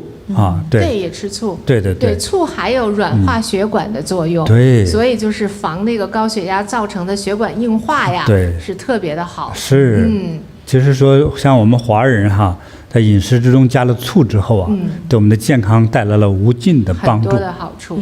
其实这些东西就特别有特殊味道的，可是我们用于调料，最后又放不下的，对人体都是有好处。对，就是适量的用的话，还防感冒。抗病毒，对，防疫。你尤其是春天哈，对我们熏醋，对熏醋啊，在锅里拿炉子煮那个醋，那个味道真是起作用。对，杀菌消毒。对。接下来我讲一下梅子哈。好。这个制作过的这个梅子哈，它从中国古代几千年之前哈，我们这神仙级的医生就开始对它做了研究，特别的好哈。像我们这个古代的医圣张仲景呢，就发现呢，这个梅子有无止的作用，止是止住啊，对，像止咳、咳嗽止咳嗽，还有止渴生津呢，这有利于咽喉、嗓子啊。望梅止渴。对，还有止泻，泻是泻肚子、拉肚子。哎，你说它是酸的。一般想着是不是酸的会泻得更厉害呢？不会，它能止泻，这个好玩吧？对。还有呢，能够止血。出血、流血。对，它能够止血。对，而促进这个伤口愈合。因为它就这个乌梅呢有这个收敛的作用。不光是皮外伤，比如说那个什么胃里边的胃溃疡，对，那种伤口其实也是伤口嘛，哈。没错。它也收起来。其实它对痔疮啊，包括内脏的手术哈，康复哈，也有很多人因为有这个血糖问题哈，对，比如手上发炎了就留个口子，不容易愈合。哎呀，很多天好不了。其实呢，像古人哈用这个乌梅哈。古人的用乌梅的方法，比较传统，他有的是去咬碎这个乌梅的肉，完了之后呢，贴上，把这个贴到这个溃烂的这个地方去，慢慢的这个烂肉呢就退掉了，新的肉就它长平回来，它有这样的一个收敛并且能够生机的作用，好玩吧哈？这个好的，所以呢，还有呢。它对于止血哈，也是无论是外出血、内出血，都是特别的起作用。对，其实包括有些女士哈，就是月经过多呀，其实适当的服用它也是有好的。收住。对，它有就是止血的作用，甚至还有鼻子出血。对。因为天气干燥哈。对，或者上火。对，鼻子出血。它都会有这个止血的作用。它对痔疮也管用。是，收敛嘛。对。痔疮是在肠壁上鼓起个包来嘛。是。它收敛的作用的话呢，它慢慢就收了，收小了。如果它再加上消炎的话呢？对，消炎又止血。对，又一个是又收敛变小，再止血消炎。就好了。它说不定就好了。就是这样子。所以在古代。传统的这个痔疮药，它是外用药哈，当中就有乌梅哈。是哈，贴在痔疮上啊。这个咱们不细研究了吧，因为咱们说的不是痔疮今天，对这个有兴趣哈，有兴趣私下交流哈。对，很好玩，有很多药它是共用的，因为它有这样的一种作用嘛哈，还有这个止痛的作用。对。所以它对于各种关节疼痛啊、肚子痛啊、啊，都是很起作用的哈。对。所以这个五止呢，大家记住了哈。嗯。止咳、止渴、止泻、止血、止痛。哇。还有呢，最重要的是收敛。还没完。还有呢，它乌梅一旦用多了，说既然这么好，我多吃几颗，啊，多吃几颗之后呢，它会产生叫肠涩。这个肠子哈，比如说拉肚子，那我喝一点这个梅子或者含那个梅子吃了是吧？它就止住了。止泻嘛，对。好了，我怕明天还继续拉，所以呢，今天多吃几颗乌梅。结果明天后天拉不出来了。它出现便秘，就是肠太涩了，就涩了。对，太干了，它使得卡住了。其实干了，它为什么对痔疮也有好处呢？它收敛到干那块的那个液体都会消失了，开始哈，所以还不可以多用。那好玩吧哈？所以我是说这个梅子特有的这个功效，对，而且还能软化这个硬质和骨头，啊，筋骨太发挺、发硬、发干。啊，它能给它柔化了。就是要是我们这种老骨头老腿的，吃点乌梅，慢慢的就骨头就筋骨就软了哈。对，他讲入筋骨则软呐。哎呀，太好了。对，遇到了筋骨它就变软了啊。还有呢，对肺，比如说我们咳嗽，其实如果做一下透视就知道肺变大了，因为发炎嘛，是吧？对，它让这个肺要收敛到原来的大小。你的咳嗽才停止，对不对？所以呢，它还能对肺本身也是一个收敛的作用。记住收敛，说你行为收敛一点，收敛把它缩小一点，就是这个意思哈。对。它对很多的部分，尤其是炎症性类的部分哈，这个器官都产生收和敛的作用。记住这个它特有的功效哈。好玩吧？好玩，师傅，那我还看到有一些母亲啊，妈妈她会给小孩子也吃这个乌梅，这个苦苦的那个，为什么给小朋友也吃呢？我知道，我不知道有谁给。我知道是去蛔虫吧？对，用它来打蛔虫啊。对，它这里有一个乌梅有个奇特的功效哈，它对于这个肠之中的那个就叫蛔虫，也叫大肠杆菌哈，是有特别的功效。蛔虫、寄生虫，可能其他的虫就是肚子里的虫，遇上它就会被杀死和排出来。打排出来，哎呀，我们小时候都被那个学校杀虫杀菌，这一点它吃过乌梅呀？不是，我们这一点和大蒜很像。不同的糖嘛，宝塔糖什么的。对，都是打肚子里的那个寄生虫嘛。对，就是寄生虫哈。所以其实我们肠道里头哈，如果不正常的排泄的话，还有不用一些有效的药物的话，里头有虫子你都不知道。说有时候肚子痛，其实里头是有蛔虫。我知道这个对我们韩国网友可能会很好。对，为啥？因为他们经常吃那个紫菜包什么，就是那个生菜包什么东西，包饭团吃，很多都是用生菜包着吃的嘛。那生菜包着吃的时候，就很有可能这上面会有一些虫卵啊，或者是这些的。所以我们之前别吓唬韩国同学。我们之前就是去韩国的时候，那个我们的那些师兄师姐们就说过的，就韩国才这样，那咱们吃生菜我觉得吃生菜的都有可能有这种风险。那行，那就点梅子吧。就得吃点乌梅，生蒜和乌梅生蒜和乌梅都有清除肠道这种各种寄生虫的这个作用。对，是。好，我们继续再讲乌梅哈。前面说的只是它最基本的功能。神圣的还在后头。还有。想听吗？想哈。对。网友们请把耳朵睁大点哈。是很多医生可能没有说的，大家不知道的。它最重要的一点呢，就是对于肿瘤有相当好的抑制的作用。它是不是就跟刚才咱们讲的说痔疮这种吧？它毕竟是一个收敛。对，它就收不让它再长了。凡是肿瘤都是额外长出来的，对不对？对，而且是病气嘛。不好的东西的增生。是。它就对这个增生的东西，就让它收敛，收，一直到收到没有。哎呦。如果用的好的话，用的剂量合理的话，就对于肿瘤乃至变成癌病变的肿瘤，都可能产生了抑制的作用。哇，太神奇了啊！你想，他把那个腐烂的肉都能去掉之后，再长出新肉来，是这样的。这个功效挺厉害的。那你说和肿瘤之间的关系，你想一想，真的是想想是很类似这个道理的，这个通的道理，它就叫收色收敛嘛，哈。就给它收了。有些人那个胃和肠里头哈，对，有息肉，尤其是大肠和直肠里头长的那个息肉，也都是，其实息肉也可以称作是不成形的小瘤。对，它常用今天这个梅子醋哈，就可能会把那些息肉自动消掉。哦，如果那我喝到了一定的时间和量的时候，就起这个作用。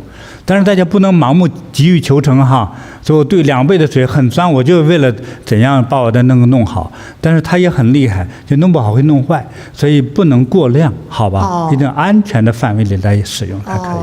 还有就是这个适用人群呢，咱们网友也问，如果他有胃酸的这样的人，他是不是要小心一点？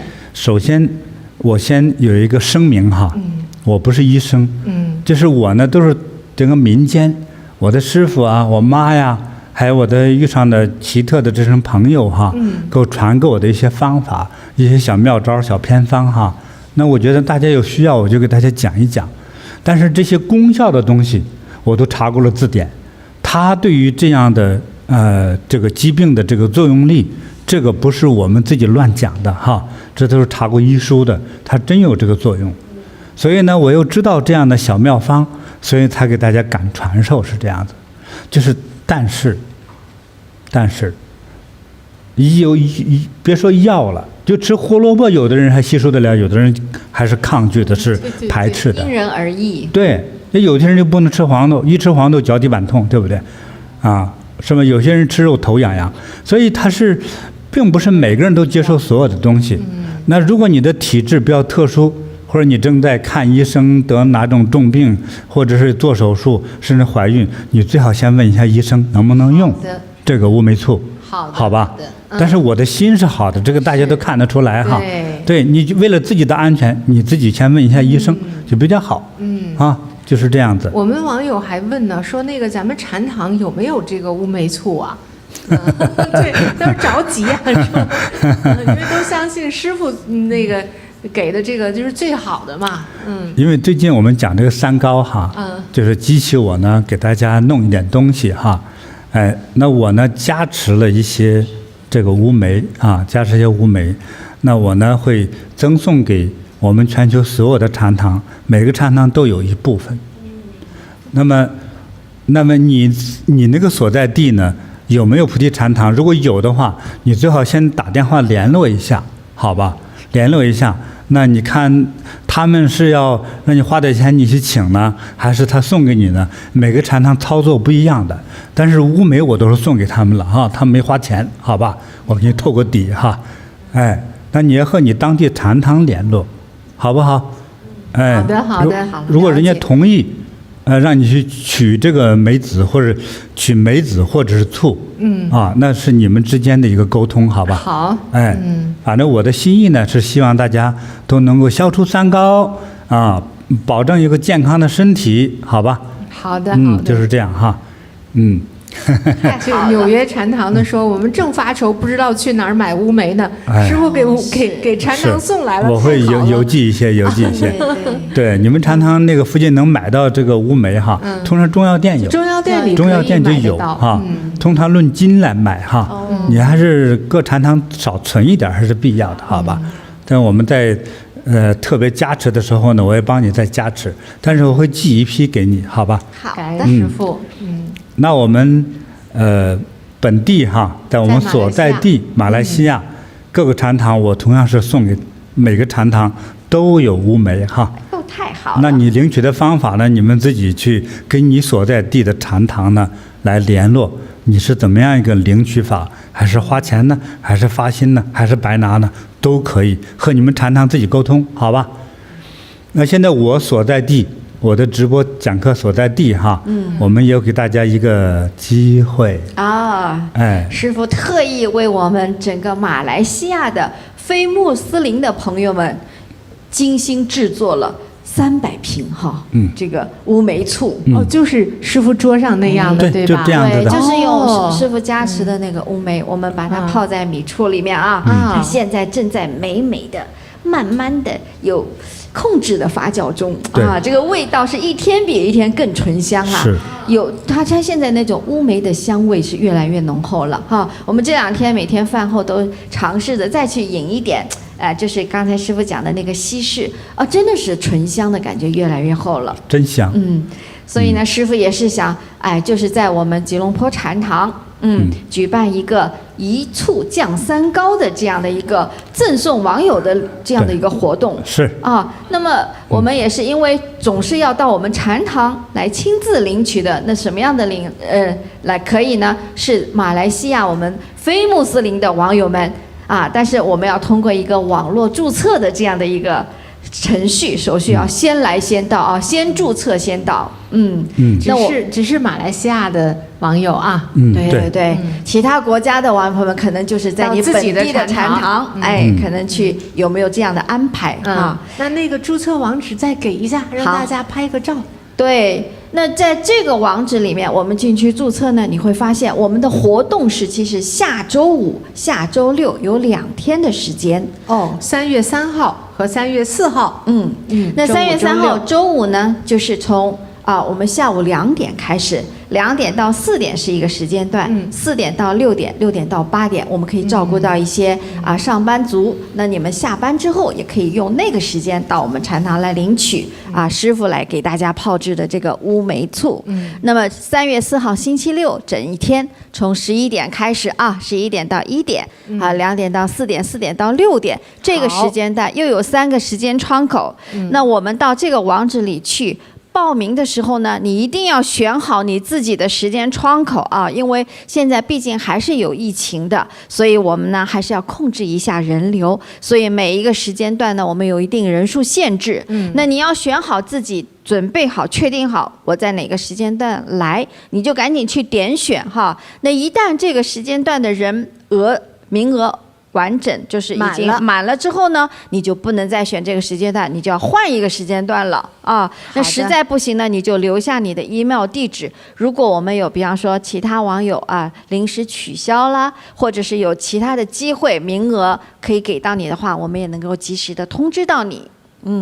就是在这样的2天时间内，我们能够欢迎300名网友，马来西亚的非穆斯林的网友能够来到我们吉隆坡禅堂，亲自来领取师傅给大家准备的乌梅醋，为大家降3高。太感恩师傅了。不客气不客气。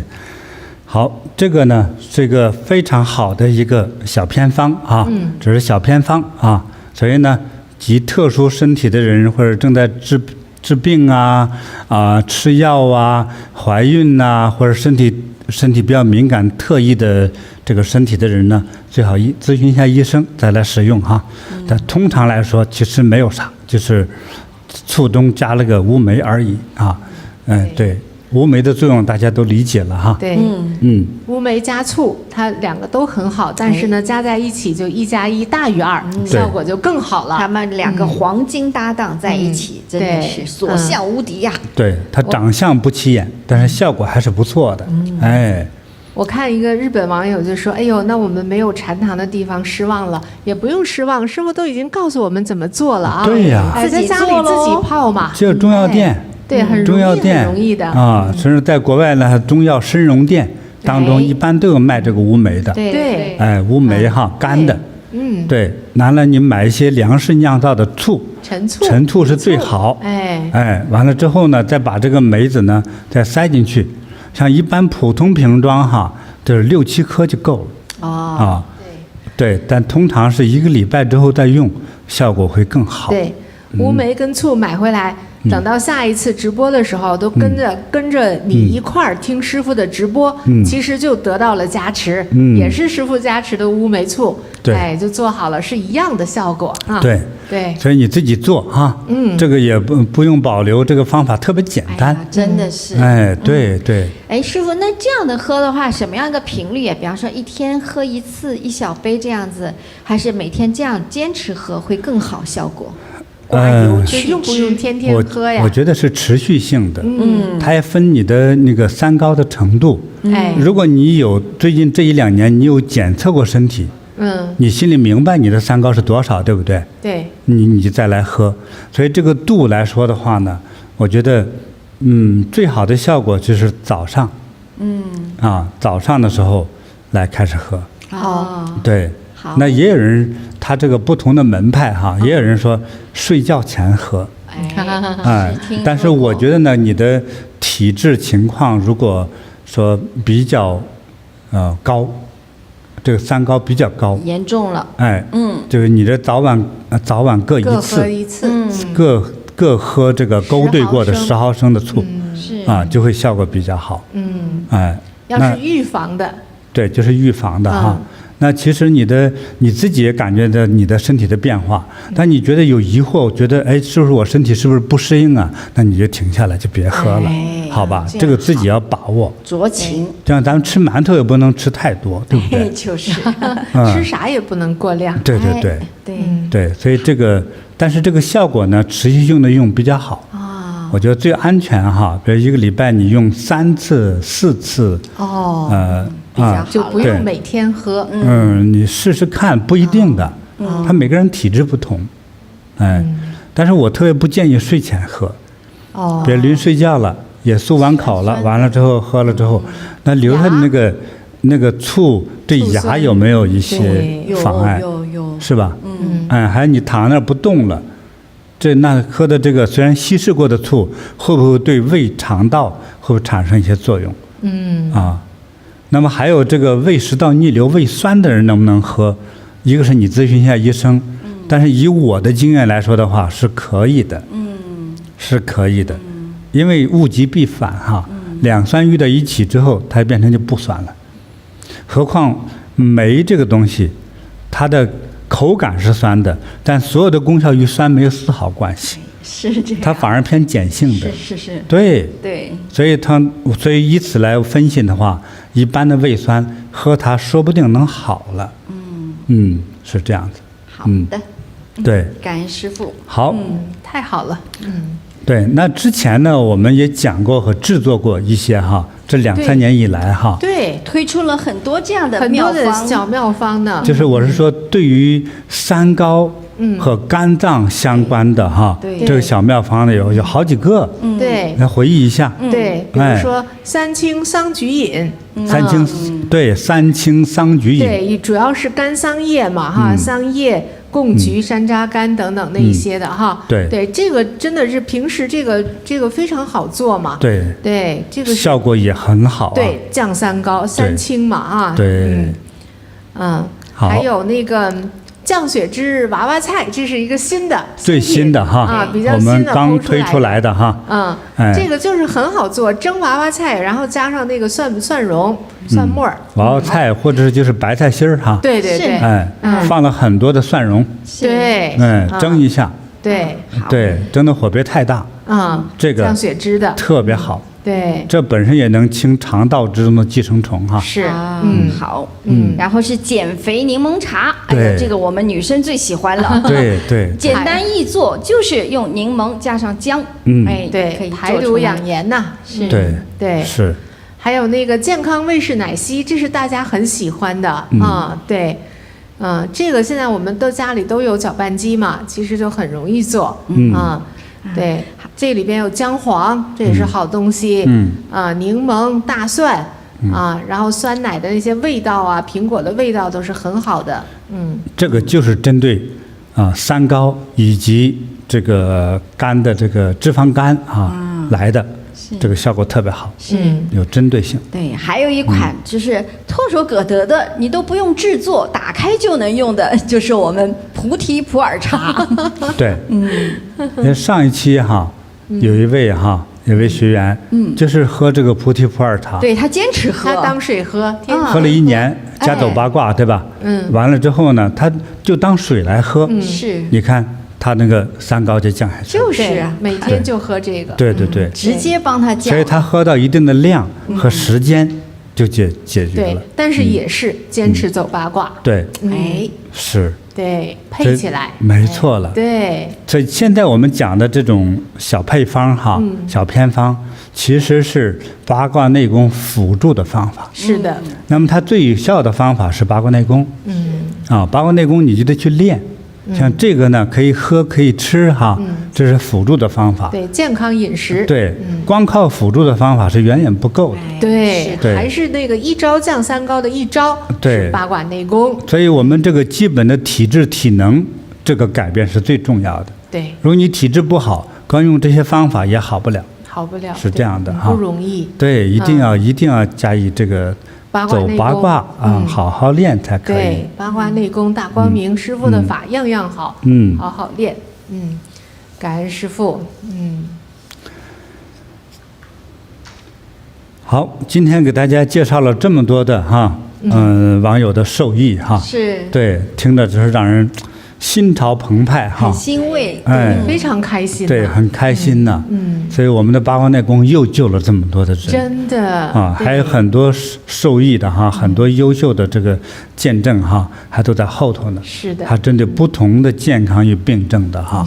那欢迎网友呢，你无论修这个我们菩提机构的任何一个法，你的身体有非常直白清晰的受益，请把你的故事呢分享给我们哈。对，当我们一旦录用的话呢，你都是功德无量哈。是，这等于救了多少人的命。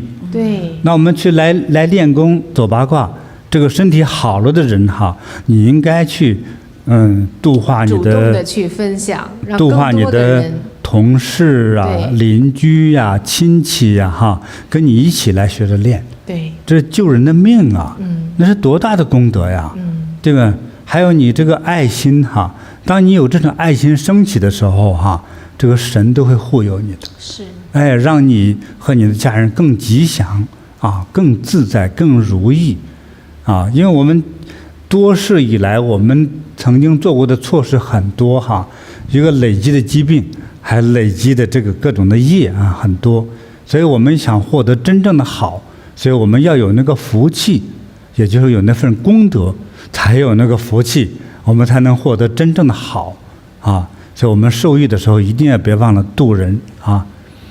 好，那么之后呢，大家呢一定要联络你所在地的禅堂哈，来去领取这个乌梅或者是乌梅醋啊。那么有很多国家还没有菩提机构的呢，那你自己学着做，这个方法没有保留，都告诉你了哈。如果你上网查了别的这个泡制的方法，加了别的那个，我就不知道了哈，它的作用我就不能保证。但是我这个呢是最安全的。是最安全的，不加一些认为不必要的东西啊，所以大家可以学着自己做。那么有禅堂的地方赶快联络啊，你们可能联络的越晚，可能这个乌梅都叫人领走了哈，所以早点联络，早点定下来哈，你就早点受益。好，今天的内容就差不多了哈。好，感恩师父。我们预告一下下一次直播的时间。那下一次直播呢是在亚洲的台北时间3月5号周日晚上7点，同时也是北美的温哥华时间3月5号周日的早上3点。好，祝大家健康长寿，如意吉祥，幸福快乐。我们下次直播再见。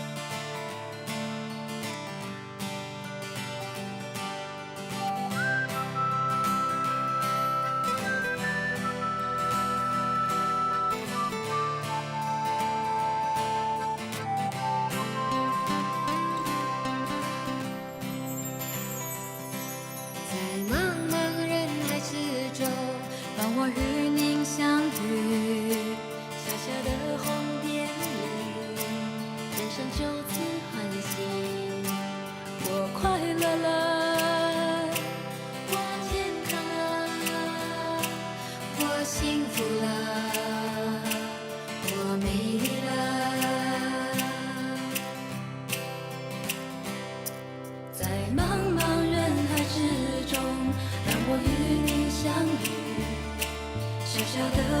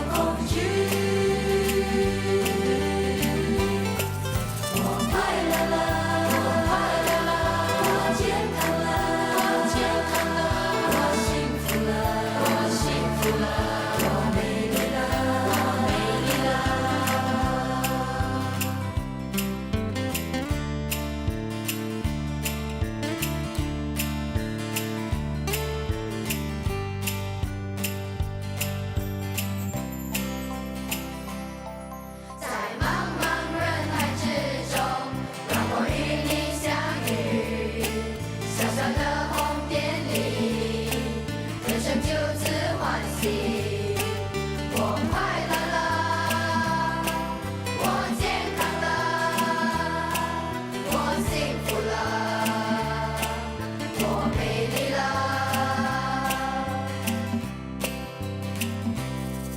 在茫茫人海之中，让我与你相遇。小小的红点里，人生变得神奇。我智慧了，我智慧了，我宽容了，我宽容了，我慈悲了，我慈悲了，我自在了，我自在了。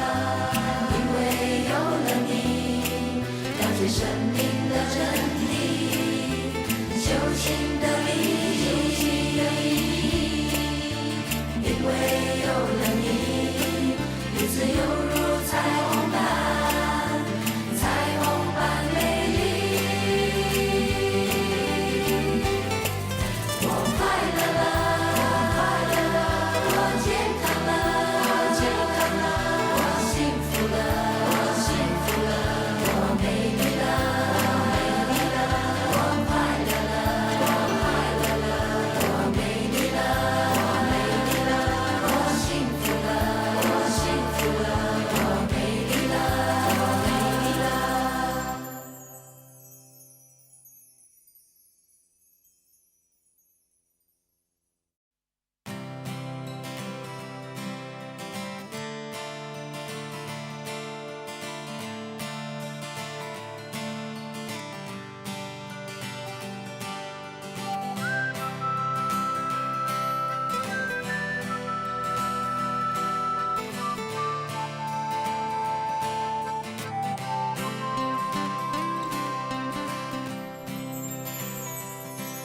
在茫茫人海之中，让我与您相遇。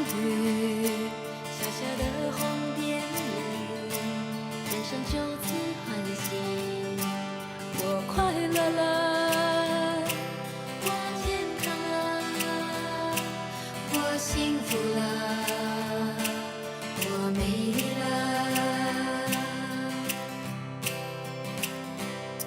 在茫茫人海之中，让我与你相遇。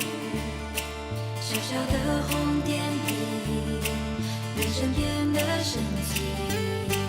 我智慧了，我宽容了，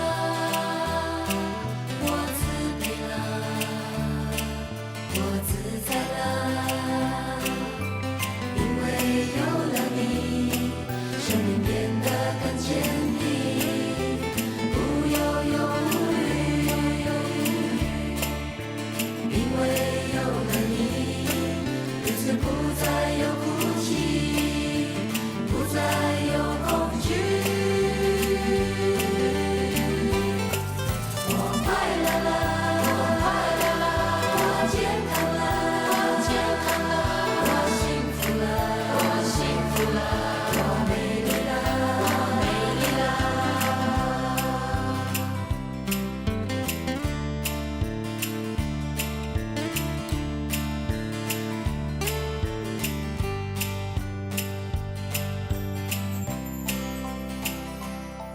在茫茫人海之中，让我与你相遇。小小的红点里，人生就此欢喜。我快乐了，我健康了，我幸福了，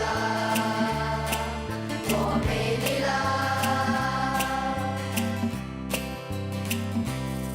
在茫茫人海之中，让我与你相遇。小小的红点里，人生变得神奇。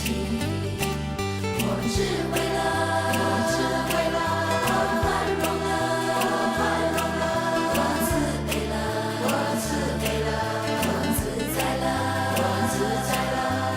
因为有了你，了解生命的真理，修行的意义。因为有了你，日子有